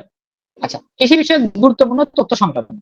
আর কৃষি বিষয়ে গুরুত্বপূর্ণ সরকারি, বাংলাদেশে মূলত কৃষি প্রধান দেশ এবং বর্তমানে মোট দেশের উৎপাদনে কৃষির অবদান ক্রমশ হ্রাসমান। দেখেন এটা একটু ভালো, কৃষির উৎপাদন দিন দিন কমতেছে। এবং দেশের সর্ববৃহৎ এবং প্রথম সৌরচালিত খাদ্য বিজ্ঞান হলো সান্তাহারের আদমদীঘিতে বগুড়ায় 2017 সালে চালু হয় সৌর বিদ্যুৎ চালিত খাদ্য গুদাম। ওকে, এবং বৃহত্তম কৃষি খামার কোথায়? ঝিনাইদহ। আর বৃহত্তম কৃষি উদ্যান কাশিমপুর, গাজীপুর কৃষি উদ্যান। আর দত্তনগর, ঝিনাইদহ। এখন বলেন তো কাশিমপুরে কে ছিল? কাশিমপুর, গাজীপুর বলেন কে? পাশা ভাই, ঠিক আছে। মজা করলাম, পাশা ভাই। এবার আমাদের দেশের প্রথম কৃষি মন্ত্রী এইচ এম কামরুজ্জামান, আমরা 4 জন মন্ত্রী দেখলাম, সে প্রথম কৃষি মন্ত্রী। এবং সে কিন্তু কৃষি প্রথমে কি ছিল, ওই দপ্তরের মন্ত্রী ছিল এইচ এম কামরুজ্জামান। এবং 25 বিঘার নিচে জমি থাকলে আপনার হলো খাজনা দেওয়া লাগে। হ্যাঁ, আর দেশের একমাত্র কৃষিভিত্তিক ইপিজেড উত্তরা নীলফামারী রংপুর, এবং 2001 সালে যাত্রা করে। এটা কৃষিভিত্তিক ইপিজেড। এবং জুম চাষ, পাহাড়ি জুম চাষ এবং জুম চাষ করা হয় খাগড়াছড়ি, রাঙ্গামাটি, বান্দরবান। এবং জুম চাষের বিকল্প পদ্ধতি হলো সল্ট। আর বর্তমানে ক্রিপ প্রযুক্তিতে আপনার এরা হলো এক ধরনের মাছ চাষ করতেছে। এটা খুব মজার একটা ইন্টারেস্টিং, দেখেন এটা নেটে সার্চ দিন, ক্রিপ পদ্ধতিতে। গ্রামটা খুব সুন্দর লাগছে দেখে। এবং জোয়ারদার দক্ষিণ পশ্চিমাঞ্চলে কৃষকদের আদি কৃষি পদ্ধতিকে বলা হয় জোয়ারদার বল। এটা একটা জিনিস, এটা লাগে না, এটা কোথাও লাগে না। ক্রিপ পদ্ধতি, হ্যাঁ দেখেন। ভূমিহীন ও প্রান্তিক কৃষক, যাদের 1 একরের কম তাদেরকে ভূমিহীন বলে। যে সকল কৃষকের কৃষির পরিমাণ 1 হেক্টর বা তার কম তাদেরকে বলা হয় প্রান্তিক। 1 একরের কম থাকলে আপনি কোনো কৃষকই না, আর 1 হেক্টরের কম থাকলে আপনি প্রান্তিক কৃষক। আর 25 বিঘা পর্যন্ত খাজনা দেওয়া লাগবে। বাংলাদেশের আফ্রিকার সেনেগাল, তানজানিয়া, কেনিয়া, ঘানার নিকট কৃষি জমি ইজারা নিতে আগ্রহী। মানে বাংলাদেশের জমি কম, এরা বলছে যে আমরা আফ্রিকার সেনেগাল, তানজানিয়া, কেনিয়া, ঘানায় কৃষি জমি নিব না, ওখানে কৃষি কাজ করি। প্রচুর জমি। খনার বচন কৃষি বিষয়ক শ্রদ্ধে উপদেশ, শুদ্ধ জীবনযাপন কৃষি খনা। ঠিক আছে, খনা। ডাকেরটা কি ছিল? খনার বচন আর ডাকের বচন। আর ডাকের বচনে কি ছিল বলেন? জ্যোতিষ, জ্যোতিষ, গুড, জ্যোতিষ। এবং ডাক ও খনার বচন বাংলা সাহিত্যের কখনকার কোন যুগের সৃষ্টি? প্রাচীন, প্রাচীন এবং প্রথম দিকের সৃষ্টি। আচ্ছা, বাংলাদেশের খাদ্য সম্পদ অর্জন করে 2000 সালে, কিন্তু আসলে করে নাই। রেশমের গুটি চাষ করা হয় চাঁপাইনবাবগঞ্জ, রাজশাহী জেলায়। রাবার চাষের জন্য বিখ্যাত রামু, কক্সবাজার। দেশের বৃহৎ পরমাণু কৃষি গবেষণা ইনস্টিটিউট 3টা, একমাত্র খাদ্য পুষ্টি বিজ্ঞান ইনস্টিটিউট ঢাকা ভার্সিটিতে আছে। এই 3টার মধ্যে একটা আছে ময়মনসিংহ। পানি সম্পদের সবচেয়ে বেশি ব্যবহৃত কৃষি এবং গঙ্গা কপোতাক্ষ সেচ প্রকল্প, এটা যশোর, খুলনা, কুষ্টিয়া। যশোর গঙ্গা কপোতাক্ষ সেচ, যশোর, খুলনা, কুষ্টিয়ায়। এবং বৃহত্তম সেচ প্রকল্প তিস্তা বাঁধ প্রকল্প, রংপুর, দিনাজপুর, বগুড়া। দেশের প্রথম কৃষি জাদুঘর কৃষি বিশ্ববিদ্যালয়। এবং যশোর জেলা তুলা চাষের জন্য কি বেশি উপযোগী? হলদে জাতের তরমুজের নাম মধুবালা। আর পাহাড়ি অঞ্চলে আনারস চাষের ফলে উপরের স্তর ক্ষয়। এগুলা লাগবে না জীবন। হলদে জাতের তরমুজ মধুবালা, এটা আমরা আগেই দেখছি। আর যশোর তুলা চাষের জন্য বিখ্যাত, এটাও আমরা জানি। স্যার কৃষি তথ্য কেন্দ্র, এটা কিন্তু ফার্মগেট ঢাকায়। স্যার কৃষি তথ্য কেন্দ্র। সবচেয়ে বেশি আমদানি করে বাংলাদেশ, খাদ্য আমদানি করে ভারত থেকে। এবং দেশের মোট জনশক্তির 44 থেকে 35% কৃষিতে আছে, এটাও আমরা জানি। ওকে, তার রিক্যাপ করার কি দরকার আছে? দরকার আছে রিক্যাপ করার? না, যথেষ্ট ভালো করে বলে দেওয়া আছে। ওকে, তো বর্তমানে মাননীয় উপদেষ্টা মৎস্য প্রাণী সম্পদ মন্ত্রণালয় হলো ফরিদ আক্তার। হ্যাঁ, তো আমাদের পরীক্ষা পর্যন্ত যদি তিনি থাকে তাহলে তিনি থাকবে, আর যদি না হয় তাহলে চেঞ্জ হলে হবে। তো সেইভাবে আমরা চিন্তা ভাবনা করবো। তো ফরিদ আক্তার আছে মাননীয় উপদেষ্টা মৎস্য প্রাণী সম্পদ মন্ত্রণালয়। তো মৎস্য সম্পদ, দেশের জিডিপিতে মৎস্য খাতের অবদান 2.38%, 2.38%। তো মাত্র 2.38, মানে এটা হিউজ অবদান। 2.38, আপনি বলতে পারেন যে বাংলাদেশের জিডিপির আকার কত বলেন তো? জিডিপির আকার কত বলতে পারবেন? 450 বিলিয়ন ডলার, বিলিয়ন ডলার। সেখানে 2.38 কিন্তু অনেক বড়।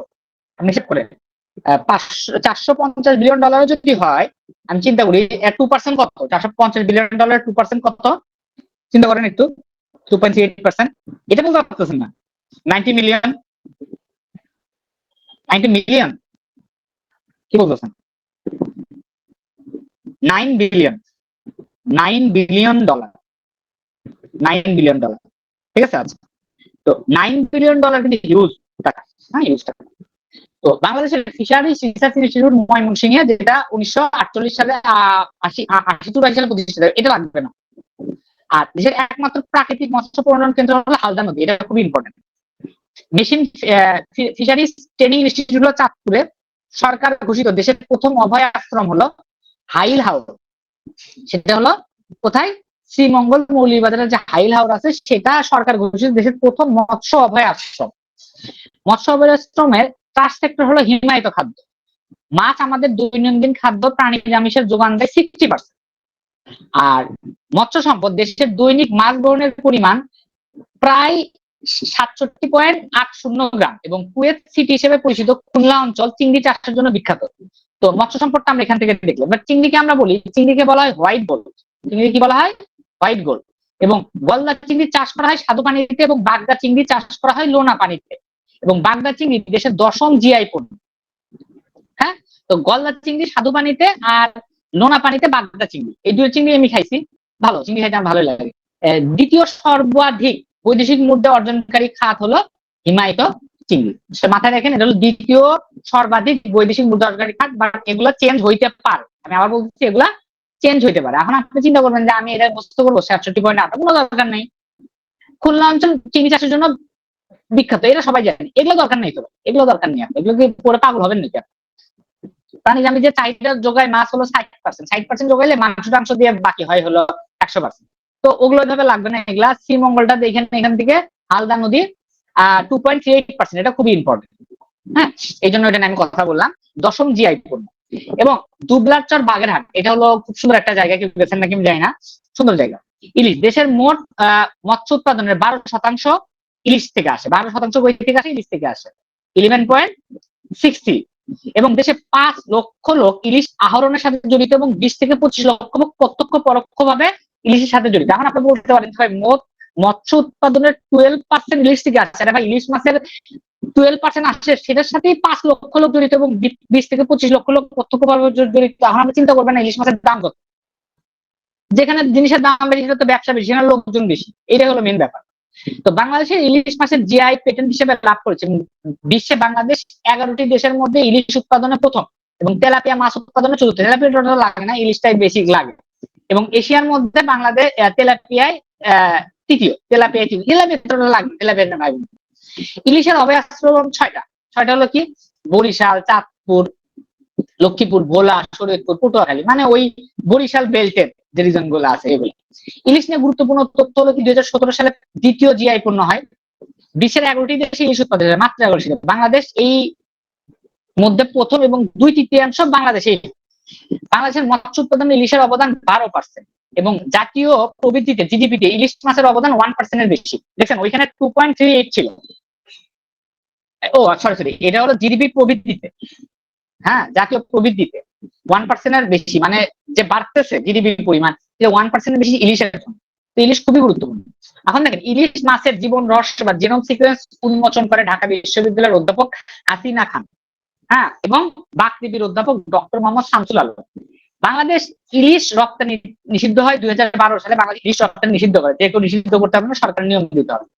মার্চ এপ্রিল এই 2 মাস যাত্রা সহ 25 সেন্টিমিটার থেকে 10 সেন্টিমিটার আকারে ইলিশ সব ধরনের মাছ ধরা সম্পূর্ণ নিষেধ থাকে। তো বাংলাদেশ ইলিশ সুরক্ষা 3 মেয়াদে নিষেধাজ্ঞা।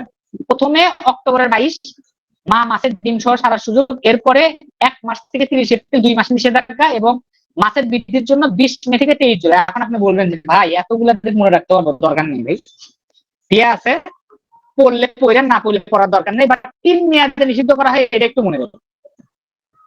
আর যাত্রা কতটুকু বলা হয়? 25 সেন্টিমিটার থেকে 10 সেন্টিমিটার আকারের ইলিশকে বলা হয় যাত্রা। আর চাঁদপুরকে বলা হয় ইলিশের বাড়ি। আর 2012 সালে ইলিশ উৎপাদন নিষিদ্ধ করেন। ঠিক আছে, ইলিশের জিনোম সিকোয়েন্স উৎপাদন করে সবগুলো আমরা দেখছি কৃষি ইউনিভার্সিটি, বাট এটা কিন্তু ঢাকা ইউনিভার্সিটি। ঢাকা ইউনিভার্সিটির নাম বলেছেন, স্যারের নাম তো দরকার নেই ঢাকা ইউনিভার্সিটি। আচ্ছা, ময়মনসিংহ। আচ্ছা, বাংলাদেশের থাক বাদ দেন, আকি একটা বাংলাদেশের মৎস্য গবেষণা ইনস্টিটিউট ময়মনসিংহ। তো এই ময়মনসিংহে কি কি আছে দেখেন, স্বাদু পানি মৎস্য গবেষণা কেন্দ্র 5টার মধ্যে। আবার আর কি আছে? আর বাকি যে 4টা আছে এগুলো বাইরে। এটা কি চাঁদপুরের নদী কেন্দ্র, খুলনার পাইকগাছায় লোনা পানি কেন্দ্র, কক্সবাজারে অবস্থিত সামুদ্রিক মৎস্য প্রযুক্তি কেন্দ্র, আর বাগেরহাটে অবস্থিত চিংড়ি গবেষণা কেন্দ্র। এবার সামুদ্রিক মাছ সম্পদ ব্যবস্থাপনার লক্ষ্যে হাতিয়া উপজেলা নিঝুম দ্বীপ সংক্রান্ত 3188 বর্গ কিলোমিটারকে মেরিন প্রোটেক্টেড এরিয়া হিসেবে সরকার ঘোষণা করছে। হ্যাঁ, তাহলে আমরা দেখতেছি যে ময়মনসিংহে স্বাদু পানির আছে, চাঁদপুরে নদী কেন্দ্রিক আছে, খুলনায় হলো নোনা পানি, কক্সবাজারে সামুদ্রিক মৎস্য প্রযুক্তি, আর বাগেরহাটে চিংড়ি। হ্যাঁ, এইটা একটু মনে রাখেন, অনেক সময় দিয়ে দিতে পারে। এর মধ্যে সব থেকে ইম্পর্টেন্ট হলো ময়মনসিংহ, খুলনা, বাগেরহাট। হ্যাঁ, এই 3টা হলো বেশি ইম্পর্টেন্ট, ময়মনসিংহ, খুলনা, লোনাপানি, বাগেরহাট। আর কক্সবাজারে তো আমি আপনাদেরকে আগেই বলছি, চাঁদপুর একটাও বলছি, নদী কেন্দ্রিক। ওকে। মেরিন প্রোটেক্টেড এরিয়া কোথায় আছে? নিঝুম দ্বীপে আছে। তো এটাই হলো আপনার ইলিশ নিয়ে আমরা দেখলাম, ইলিশ নিয়ে অনেক ইনফরমেশন দেখলাম, আমি সবগুলো বলার চেষ্টা করছি। তো চিংড়ি মাছ নিয়েও বলা হয়েছে টুকটাক। ইলিশটা অনেক বেশি ইম্পর্টেন্ট, ইলিশটা অনেক কথাবার্তা, ইলিশটা প্রশ্ন হবে। এবার বাংলাদেশের প্রাণীর সম্পদ, প্রাণীর সম্পদের মধ্যে কি পড়ে? গবাদি পশুর চাষ। তো বাংলাদেশের প্রথম ভ্রূণ বদলাই, মানে যে ভ্রূণ বদলাই উন্নত জাতের জিনোম সিকোয়েন্স বা আপনি যে জিন প্রযুক্তি দিয়ে, এগুলো 1995 সালে। এগুলো তো লাগবে না, বাট আপনি যে সাভারের কথা বললাম না, আমার বন্ধুর বাসা ছিল এখানে। বাংলাদেশের গবাদি পশুর গবেষণা ইনস্টিটিউট ঢাকা সাভারে, কেন্দ্রীয় গো প্রজনন ও দুগ্ধ খামার অবস্থান ঢাকা সাভারে, এবং বন্যপ্রাণী প্রযোজন কেন্দ্র করমজল, বন্যপ্রাণী প্রজনন কেন্দ্র সরকারি অবস্থিত, এটা হলো করমজল। হ্যাঁ, আচ্ছা। পাবনায় লাহিড়ী মোহন হাট দুগ্ধজাত সামগ্রীর জন্য বিখ্যাত। লাহিড়ী মোহন হাট এগুলো দুগ্ধজাত সামগ্রীর জন্য বিখ্যাত, এবং গোচারণের জন্য বাথান রয়েছে পাবনা ও সিরাজগঞ্জ, সিরাজগঞ্জের সাজাদপুর এবং পাবনা। এককভাবে বাংলাদেশের সবচেয়ে বড় চারণ ভূমি হিসেবে বিবেচিত সাজাদপুরের বাথান ভূমি। এখানে গরুদের এই যে খাওয়া দাওয়া করে, হ্যাঁ, দুধের জন্য। এবং পাবনার একটা কি লাহিড়ী মোহন হাট আছে, যেখানে সব থেকে বেশি কি পাওয়া যায়? দুধ, মানে দুধের হাট। তো এই হাট তো আপনার দরকার নেই, এটা পরীক্ষা আসবে, আসলে এখান থেকে পাবনা সিরাজগঞ্জের মধ্যে সিরাজগঞ্জের সাজাদপুরে সব থেকে বড় এটা দিতে পারে, আর এই সাইড থেকে সাভারে। আর বন্য প্রাণী প্রজনন কেন্দ্র, এটা মনে রাখবেন করমজল। এই করমজলটা কোথায় বলেন তো? এই করমজলটা হলো আপনার কোথায়? এটা হলো সুন্দরবন, সুন্দরবনের সব থেকে ক্লোজেস্ট পয়েন্ট করমজল। হ্যাঁ, খুব ক্লোজেস্ট পয়েন্ট এটা হলো করমজল, সুন্দরবন। ওকে, তো এই তো মোটামুটি প্রাণীর সম্পদের আমি একটা বিবরণ আপনাদের দিচ্ছি। এবার উন্নত জাতের যে গরু আছে, এর মধ্যে আছে হরিয়ানা, সিন্ধি, ফ্রিজিয়ান, শাহিওয়াল। তো ভাই সবগুলো তো মনে রাখা সম্ভব না, ফ্রিজিয়ানটা মনে রাখেন, এটাই বেশি ইম্পর্টেন্ট, এটা মনে রাখেন। বাকিগুলা যদি মনে থাকে থাকলেও না থাকলে। ফ্রিজিয়ান সবচেয়ে বেশি দুধ দেয়। ব্ল্যাক বেঙ্গল এক ধরনের ছাগল, যমুনা পাড়ের ছাগলের অপর নাম রাম ছাগল। হ্যাঁ, সিরাজগঞ্জের ওই দিন রাম ছাগল। ব্ল্যাক বেঙ্গল ছাগলের জীবন রহস্য উন্মোচন করেন অধ্যাপক বদিউর রহমান মোল্লা। তো এগুলা কি খুব বেশি দরকার নাই, পাগল হওয়ার কিছু লাগবে না। কুষ্টিয়া গ্রেড বিশ্ব বাজারে বাংলাদেশের ব্ল্যাক বেঙ্গল ছাগলের চামড়ার নাম, হঠাৎ করে কোনো একটা বার দিছিল, তারপরে সবাই এটা পরীক্ষায় যায়, বাট এটা আসে না। তো আপনারা এখানে কুষ্টিয়া গ্রেড। তো এবার আমরা দেখবো মুরগি। তো বগুড়া শহরের এই দিকের লোকজন মুরগি বলে মুরগি, গ আগে নিয়ে আসে। হ্যাঁ, অনেকেই বলে মুরগি। এবার দেখেন এই মুরগিগুলা বিভিন্ন রকম আছে, Hybro, Starbro, mini bro, Indian River. এগুলা লাগবে না, দরকার নেই, পাগল আসবে না। Rhode Island, red hand, both egg and meat. Rhode Island এগুলো মুরগির নাম, তো এগুলা নিয়ে মানে পাগল হওয়ার কিছু নাম দেখা লাগবে না। অস্ট্রোলুপ, বোথ এগ অ্যান্ড মিট, অস্ট্রোলুপ। তো এগুলা বেশি পড়ে পাগল হওয়ার কিছু না। আর এইখানে যে রোগ গুলার নাম বলছে, রানীক্ষেত, বসন্ত, রক্তামাশয়, কলেরা, বা এই রোগগুলা, হ্যাঁ, বিজ্ঞানের জন্য লাগে। তো এইখানে দরকার নেই এই রোগগুলা নিয়ে ইয়া করা। এবার রাজকাঁকড়া হলো জীবন্ত জীবাশ্ময়। এবার কেউ একজন আমাকে বলতে পারবেন জীবাশ্ময় জিনিসটা কি? জীবাশ্ময় হলো যেগুলো অনেক আগে থেকে ছিল প্রকৃতিতে এবং তারা বিলুপ্ত হয়নি। তো কিছু বিলুপ্ত হয়ে গেছে, এরা হলো মাটির নিচে চলে গেছে, আর কিছু এখনো আছে। তো এই জিনিসগুলো হলো জীবাশ্ম। হ্যাঁ হ্যাঁ হ্যাঁ, বগুড়া ইভ্যালুয়েট করেনি, ফসিল ইভ্যালুয়েট করেনি, সেম আছে, চেঞ্জ হয়নি। তো এবার আমরা দেখি রেপটাইল ফার্ম। রেপটাইল ফার্ম কুমিরের, এটা কোথায় আছে? ভালুকা ময়মনসিংহে আমরা দেখছিলাম প্রথম বাণিজ্যিক কুমির খামার। এবার দেখেন যে রেপটাইল ফার্ম এটা হলো কোথায়? কুমিরের প্রজনন। তো হরিণ প্রজনন কেন্দ্র কোথায় আছে? এটা একটু মনে রাখেন, হরিণ প্রজনন কেন্দ্র কোথায়? দুলাহাজরা। মহিষ প্রজনন কেন্দ্র ফকিরহাট। গাধা প্রজনন কেন্দ্র রাঙ্গামাটি। সরকারি কুমির হলো করমজল, সুন্দরবন। কৃত্রিম কুমির প্রজনন কেন্দ্র ভালুকা ময়মনসিংহ। এটা দেখবেন, একটা হলো প্রাকৃতিক আর একটা হলো সরকারি ভাবে প্রাকৃতিক, একটা হলো কৃত্রিম। হ্যাঁ, আচ্ছা। মহিষের প্রজনন কেন্দ্র বাগেরহাট। হরিণেরটা দুলাহাজার 3 জায়গায়, চকরিয়া, কক্সবাজার। আর গাধাটা এগুলো লাগবে দিবেন আপনি। পানি সম্পদ, বাংলাদেশের পানি সম্পদের চাহিদা সব থেকে বেশি, কৃষি খাতের জন্য সব থেকে বেশি। এবং বাংলাদেশের নলকূপে প্রথম আর্সেনিক ধরা পড়ে কিন্তু চাঁপাইনবাবগঞ্জ 1993। তো বাংলাদেশের মানুষ অধিকাংশ নলকূপের পানির উপর নির্ভরশীল, এবং বাংলাদেশের স্বাভাবিকের চেয়ে বেশি মাত্রা আর্সেনিক পাওয়া যায় 61 জেলায়, এবং মাত্রাতিরিক্ত পাওয়া যায় 3 জেলায়। হ্যাঁ, মাত্রাতিরিক্ত সরি, আর্সেনিক পাওয়া যায় 3 জেলায়, রাঙ্গামাটি, বান্দরবান, খাগড়াছড়ি। কারণ ওগুলার ওয়াটার টেবিল অনেক উপরে, আর আমরা পানি নিতে নিতে অনেক নিচে চলে গেছি, ফলে আমাদের ওয়াটার টেবিলটা অনেক নিচে চলে গেছে, এই জন্য এগুলো করতেছে। এবার এই যে দেখেন এটা হলো আর্সেনিক। আর্সেনিক হইলে শরীরের অবস্থা এরকম হবে। বাংলাদেশের সর্বাধিক আর্সেনিক আক্রান্ত জেলা হলো চাঁদপুর।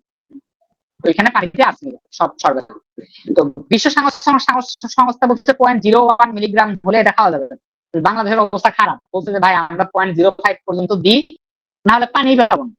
তো বাংলাদেশের পানি এখন পাওয়া যাচ্ছে 1.01 মিলিগ্রাম পার লিটার। তো অবস্থা খারাপ আছে। আমার একটা জার্নাল পেপার আছে ওয়াটার গ্রাউন্ড ওয়াটার টেবিল নিয়ে গুগল স্কলারে। তো ওইখানে আমি এগুলো নিয়ে একটু ঘাটাঘাটি করছিলাম, তখন আমি ভালো আইডিয়া আছে। বাংলাদেশ সর্বপ্রথম আর্সেনিক ট্রিটমেন্ট প্ল্যান্ট স্থাপন করে গোপালগঞ্জের টুঙ্গিপাড়া স্বাস্থ্য কমপ্লেক্সে।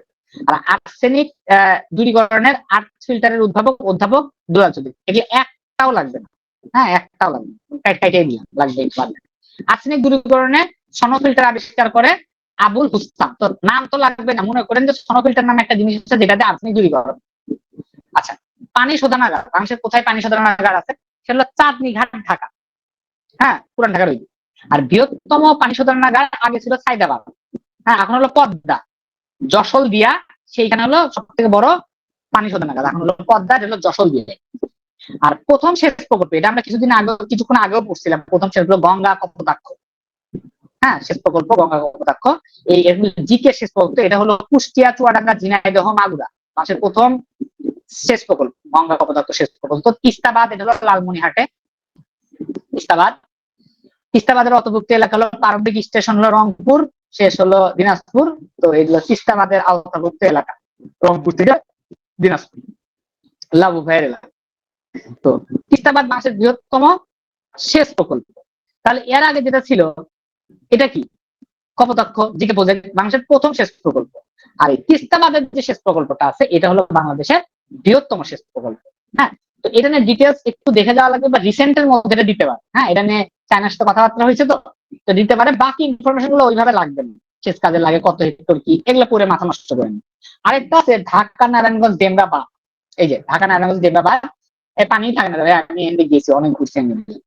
তো ঢাকা নারায়ণগঞ্জ ডেমরা বাঁধ, ঢাকা ডেমরা নারায়ণগঞ্জ ফতুল্লা সিদ্ধিরগঞ্জ, হ্যাঁ বিস্তৃত বুড়িগঙ্গা শীতলক্ষা নদীর তীরে তেমন পানি টানি নাই, কি কাল চাল্লাই জানে, খালি শুনেন ডিএনডি বোঝেন। আর বাকলান ব্যান্ড হলো ব্রিটিশ আমলে দিয়া। তো এই পুরান ঢাকা রক্ষা করার জন্য বুড়িগঙ্গা নদীর থেকে এই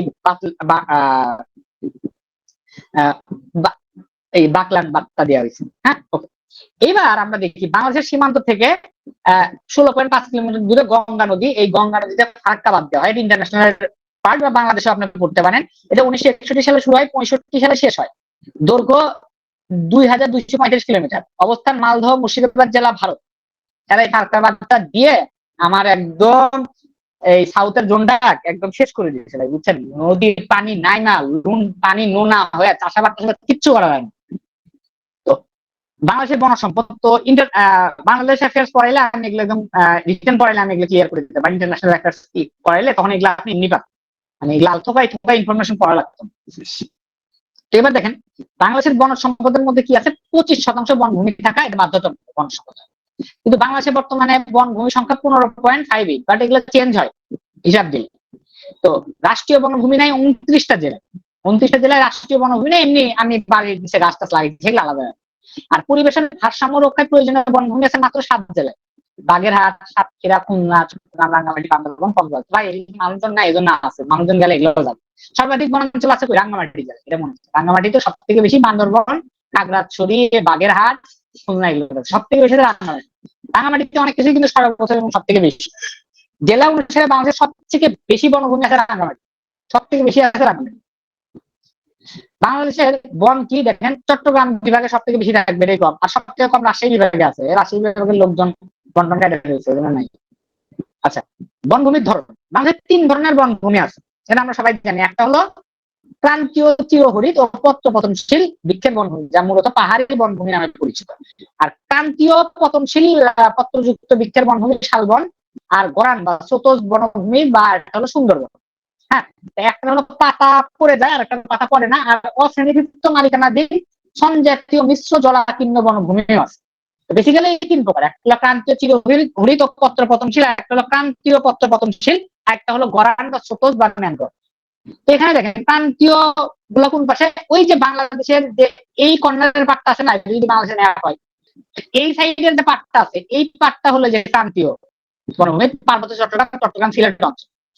আর এই যে বরেন্দ্র ভূমির এই সাইডে যেগুলো আছে না, হ্যাঁ, এগুলো হলো আপনার, এগুলো পাহাড়ি বন বলা হয় নর্মালি, পার্বত্য 3 জেলা মিলে বিস্তৃত এই 12,000 কিলোমিটার পর্যন্ত। অত লাগবে না, খালি এরিয়াটা জানলেই হলো। আর এখানকার প্রধান বৃক্ষ হলো ময়না, ওইদিকে ময়না পাখি পাওয়া যায়, আমার আম্মা ময়না নিয়ে আসতে বলছিল।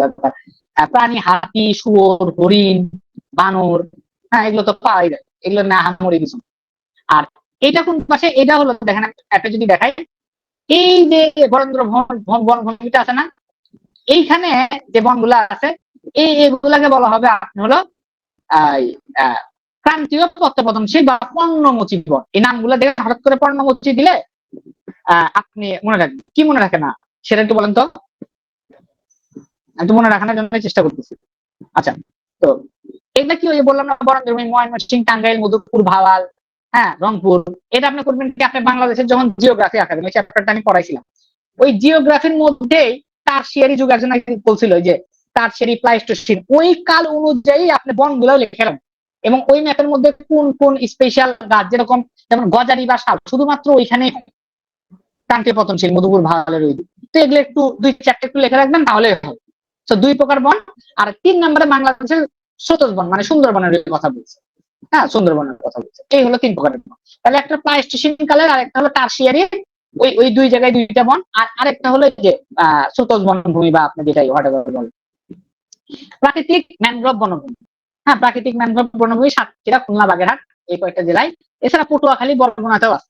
এগুলা দ্রাঘিমা অক্ষাংশ জীবনও লাগে। বা আচ্ছা, সুন্দরবন মোটামুটি 10,000 কিলোমিটার, এর মধ্যে 6,000, হ্যাঁ, বা 62% বাংলাদেশে পড়ছে, বাকি অংশ আছে ভারত। এবং এর নিয়ে গুরুত্বপূর্ণ তথ্য হলো সুন্দরবন মোটামুটি 2টা জায়গায় বিস্তৃত। হ্যাঁ, সেটা হলো কি, সুন্দরবনের দুইটা জেলায় বিস্তৃত। একটা হলো কি বাংলাদেশ, ভারত, আর 5 জেলার বিস্তৃত সাতক্ষীরা, খুলনা, বাগেরহাট, পটুয়াখালী, বরগুনা। আর সবচেয়ে বেশি বিস্তৃত বাগেরহাট জেলা, কম হলো খুলনা। সুন্দরবনকে বাংলাদেশের ফুসফুস বলা হয়, 62% বাংলাদেশের মধ্যেই পড়ছে। জাতীয় বন, একক বৃহত্তম বন, পৃথিবীর বৃহত্তম ম্যানগ্রোভ, বাদা বন, চিরহরিৎ বন, এগুলো। সুন্দরবন দিবস হলো 14 ফেব্রুয়ারি। তো ভাই দরকার নেই, এটা মনে রাখবেন, আসবেন। আর বাকি অত কিছু লাগবে না। সুন্দরবনকে 2 ভাগে ভাগ করছে বাংলা, একটা হলো সুন্দরবনের পশ্চিম বিভাগ, খুলনা সদর দপ্তর, আর একটা হলো বাগেরহাট সদর দপ্তর। আর অভয়ারণ্য ঘোষণা করছে 1966 সালে, এটা তো করাই লাগবে। আর 3টা অভয়ারণ্য অঞ্চল আছে, একটা হলো হিরন পয়েন্ট, কটকা, আলকিদ্বীপ। এই 3টা একটু মনে রাখবেন, 3টা অভয়ারণ্য। আর এছাড়া নদী আছে, বালেশ্বর, রায়মঙ্গল, শিবচা নদী। হ্যাঁ, আর বিশ্বের প্রাকৃতিক সপ্তাহের 14তম হলো এই সুন্দরবন, এবং 1996 সালে এটা করা হয়েছে। ওকে, ফাইন। এছাড়া এই যে যেটা জিনিস বললাম, যে কিছু পয়েন্ট আছে, Hiron point, tiger point, Jafar point. সুন্দরবনে গোলপাতা সংগ্রহ করা হয়, এটাকে বলা হয় বাওয়ালি। বিশ্ব ঐতিহ্য হিসেবে ঘোষণা করছে 1997 সালে। আর রামসার সাইট হিসেবে স্বীকৃতি করছে 1992 সালে। এখন আমাকে বলুন, আরেকটা রামসার সাইট আছে, আর রামসার সাইট কত সালে মানে রামসার সোসাইটিটা কোথায় অবস্থিত, এবং আরো আরেকটা বাংলাদেশের জায়গা আছে, ওটা রামসার সাইডের মধ্যে পড়ে, ওইটা কি বলবো? তো টাঙ্গুয়ার হাওর, ভেরি গুড, টাঙ্গুয়ার হাওর। এই রামসার এটা ঘোষণা করছে কি ইরান 1971। সাবাস।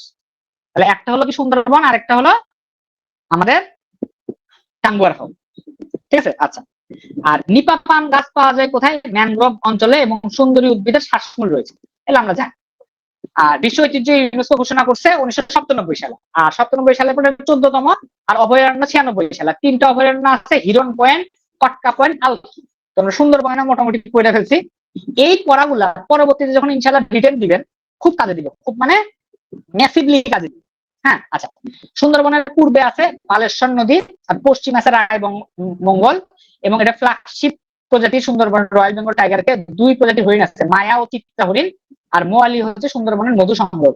হ্যাঁ, সুন্দরবনের বাঘ গণনার পদ্ধতি হলো ক্যামেরা পদ্ধতি, বা পূর্বে একটা ট্যাগমার্ক পদ্ধতিতে বাঘ গণনা করছে, এইগুলা খুব বেশি ইম্পর্টেন্ট।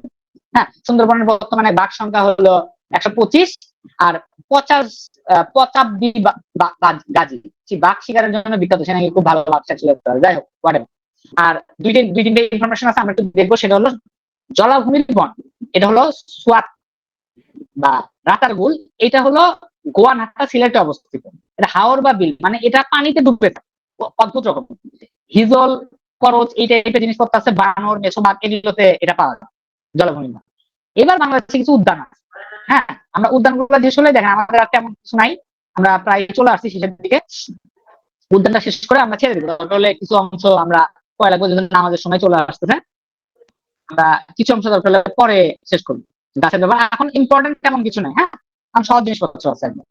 তো দেখেন হিমছড়ি জাতীয় উদ্যান, এটা বাংলাদেশের প্রথম জাতীয় উদ্যান, হিমছড়ি জাতীয় উদ্যান এটাকে বলা হয়, বাংলাদেশের প্রথম জাতীয় উদ্যান বলা হয় হিমছড়ি জাতীয় উদ্যান, 1950 সালে 80 সালে। তারপরে মধুপুর জাতীয় উদ্যান, হিমছড়ির পর মধুপুর, হিমছড়িটা কক্সবাজারে, আর এটা হলো হিমছড়িতে আমার ছবি আছে, অনেক ছোটবেলায় বাবা মার সাথে গেছিলাম। বর্তমানে জাতীয় উদ্যান 20টা, হ্যাঁ, আর বৃহত্তম হলো নিঝুম দ্বীপ জাতীয় উদ্যান, আর সর্বশেষ হলো দিনাজপুর জাতীয় উদ্যান। তো বর্তমানে 20টা জাতীয় উদ্যান আছে, আর দুইটা বোটানিক্যাল গার্ডেন আছে, একটা মিরপুরে আর একটা হলো বলধা গার্ডেন। তো যাই হোক, এগুলো তার যার কাজ নাই, এগুলো যা হয় আর বলার অবকাশ রাখেন। ইকো পার্ক কি? ইকোলজিক্যাল পার্ক বা প্রাকৃতিক বাগান, এক ধরনের বিনোদনমূলক এলাকা যা কোনো প্রাকৃতিক পরিবেশের মাঝে তৈরি করা হয়। সাধারণত বিনোদনের পাশাপাশি প্রকৃতি সম্পর্কে জ্ঞান দেওয়াই হলো ইকো পার্ক গুলার কাজ। হ্যাঁ, আচ্ছা, ইকো পার্ক 10টা, সীতাকুণ্ডের ইকো পার্ক, আর পরের গুলা হলো বৃহত্তম হলো কুয়াকাটা পটুয়াখালী, এগুলো হলো ইকো পার্ক। সর্বশেষ হলো ইকো পার্ক মাদারীপুর। তো এইভাবে লাগবে না কোনটা সর্বশেষ প্রথম। ইকো পার্ক মোটামুটি 10টা, প্রথমটা সীতাকুণ্ডে, আর পরেরটা হলো মাদারীপুর, আর মাঝখানে কোনটা বৃহত্তম পুরো হলে অত ইম্পর্টেন্ট না। হ্যাঁ, আপনি দেখেন মাদারীপুর আর বিকলে সীতাকুণ্ড, কুয়াকাটা পটুয়াখালী। ওকে, তো এগুলো একটু ম্যাপ দেখে দেখে পড়বেন। ম্যাপ একটা বড় নেই, ম্যাপের মধ্যে লিখে রাখবেন, তাহলে ভালো মনে থাকে। একমাত্র এডিআরি পাখি হচ্ছে শেখ রাসেল নাম আছে দিলেই, শেখ রাসেল চট্টগ্রামের রাঙ্গুনিয়ায়। সাফারি পার্ক এক প্রকার অভয়ারণ্য, সাফারি পার্ক যেখানে অভয়ারণ্য পাখিগুলো জঙ্গল কেন্দ্র করে। সাফারি পার্ক দুটো, একটা বঙ্গবন্ধু সাফারি পার্ক, একটা বঙ্গবন্ধু সাফারি পার্ক গাজীপুর, একটা হলো কক্সবাজার। হ্যাঁ, এগুলো নাম আছে, এই নামের সাথে দিবেন। আরেকটা হচ্ছে ডুডাহাজরা সাফারি পার্ক, যেটা বর্তমানে বঙ্গবন্ধু সাফারি পার্ক নাম করেছে, দেশের প্রথম সাফারি পার্ক। হ্যাঁ, ডুডাহাজরা সাফারি পার্ক। তো যাই হোক, এটা হলো বিশ্বের বিশেষ বৈচিত্র্য সংরক্ষণ এলাকা হলো, একটা হলো রাতারগুল, আর একটা হলো আলতাদিঘি নওগাঁ। আলতাদিঘি কেউ গেছেন? এটা আমাদের বাড়ির কাছে, আমি যাইনি। রাতারগুল যাইনি, কোথাও যাওয়া হয়নি। আচ্ছা, বন্য প্রাণী অভয়ারণ্য 25টা, সর্বশেষ বাইশারি ব্যাংডেপা বন্য প্রাণী অভয়ারণ্য কক্সবাজার। সামুদ্রিক সংরক্ষিত এলাকা 2টা, একটা সোয়াচক নো গ্রাউন্ড আর মেরিন প্রোটেক্টেড এরিয়া। সামুদ্রিক ভাবে সংরক্ষিত এলাকা হলো 2টা, একটা হলো সোয়াচক নো গ্রাউন্ড আর একটা হলো Saint Martin marine protected area. তো প্রথম প্রজাপতি পার্ক হলো পতেঙ্গা চট্টগ্রাম, এগুলো প্রথম প্রজাপতি পার্ক। এটা কি ওই যে আরেকদিন গ্রাজুয়েট তাই না? ওকে, তো প্রথম প্রজাপতি পার্ক এটা হলো পতেঙ্গা চট্টগ্রাম। প্রজাপতি পার্ক ও গবেষণা কেন্দ্র আছে কোথায়? জাহাঙ্গীরনগর ইউনিভার্সিটি। দারুণ ইনফরমেশন। ইউনিভার্সিটিতে কোথায় আছে? প্রজাপতি পার্ক গবেষণা কেন্দ্র। ওকে, কৃত্রিম ম্যানগ্রোভ বন কক্সবাজারের চকরিয়ায়। যাই হোক, উপকূলীয় বেষ্টনী প্রকল্পে গড়ে তোলা 12টি জেলা। হ্যাঁ, উপকূলীয় বেষ্টনী জেলা 10টা বা 12টা। তো ম্যাপ অনুযায়ী আপনি দেখেন আসলে কয়টা হয়, অনেকে বলে 10টা, অনেকে বলে 12টা। হ্যাঁ, তো গবেষণা ইনস্টিটিউট বাংলাদেশের, এবার দেখেন কয়েকটা গবেষণা ইনস্টিটিউট একটু দেখায়। উপকূলীয় বেষ্টনী জেলা 10টা 12টা, এই যে এই দিকের গুলো বাগেরহাট, পটুয়াখালী, ভোলা, নোয়াখালী, লক্ষ্মীপুর, এগুলো সব, চিটাগাং, ফেনী, এই সাইড গুলো সব। তারপরে এদিকে দেখেন ওটা যাওয়ার পরে হয়ে গেল। আচ্ছা, এবার হলো বাংলাদেশের বন শিল্প উন্নয়ন কর্পোরেশন মতিঝিল ঢাকা। আমি এটা কোনোদিনও বুঝি নাই, মতিঝিলে বনের কি কাজ? হ্যাঁ, বন শিল্প উন্নয়ন কর্পোরেশন নাকি মতিঝিল ঢাকা, এরকম সেটা বাংলাদেশের প্রথম বন নীতি করা হয় 1972 সালে। বাংলাদেশের সামাজিক বনায়ন শুরু হয় 1981 সালে। সামাজিক বনায়ন শুরু হয়েছে চট্টগ্রামের রাঙ্গুনিয়ায়। আর প্রথম তাহলে বননীতি 82 সালে, আর হলো রাঙ্গুনিয়া এরকম। বৃক্ষরোপণ শুরু হয় 1972 সালে, বৃক্ষরোপণ। তো বাংলাদেশের পরিবেশ নীতি ঘোষণা করা হয় 1992 সালে। এই সালগুলা হঠাৎ করে দিয়ে দিবে, বুঝছেন? সালগুলা খারাপ। চলেন আমরা গাছের ব্যবহারের আগে আমরা একবার ছোট্ট করে রিক্যাপ দিয়ে দিই কি কি দেখেন। তো আমরা তো বাঘটা দেখছি, এগুলা বাঘ দেখার। সুন্দরবনে আমরা সব মোটামুটি বলছি, সুন্দরবনে কি কি ইম্পর্টেন্ট। টাইডাল বনের ওইখানে বলছি মোটামুটি, বলার পরে এইখানে আসার পরে উদ্যান। উদ্যানের মধ্যে জাতীয় উদ্যান কোন দুইটা একটু দেখবেন। জাতীয় উদ্যান 20টা, সর্বপ্রথম বৃহত্তম নিঝুম দ্বীপ, আর সর্বশেষ হলো দিনাজপুর। আর জাতীয় উদ্যান হিমছড়ি। এখানে ইকো পার্ক হলো আপনার 10টা আছে, এর মধ্যে সীতাকুণ্ড, কুয়াকাটা, মাদারীপুর, এই দুইটা ইকো পার্ক। হ্যাঁ, তো কুয়াকাটা সব থেকে বড়, সীতাকুণ্ডটা প্রথম, আর মাদারীপুরটা সর্বশেষ। 10টা ইকো পার্ক আছে। আর শেখ রাসেল নামটা আছে তো দিবে না, সাফারি পার্ক এগুলো দিবে না। প্রথম হলো বঙ্গবন্ধু সাফারি পার্ক, একটা গাজীপুর, একটা কক্সবাজার, খালি এটা জানেন। আর ডুলা হাজরা সাফারি পার্ক, এটা বর্তমান নাম হলো বঙ্গবন্ধু সাফারি পার্ক। হ্যাঁ, আচ্ছা। আর আরেকটা আছে জীববৈচিত্র্য সংরক্ষিত এলাকা দুইটা, একটা রাতালগুল, আলতা দিঘি, এগুলো একটা পেজের মধ্যে ছোট করে লিখে রাখবে। আর বন্যপ্রাণী অভয়ারণ্য 25টা।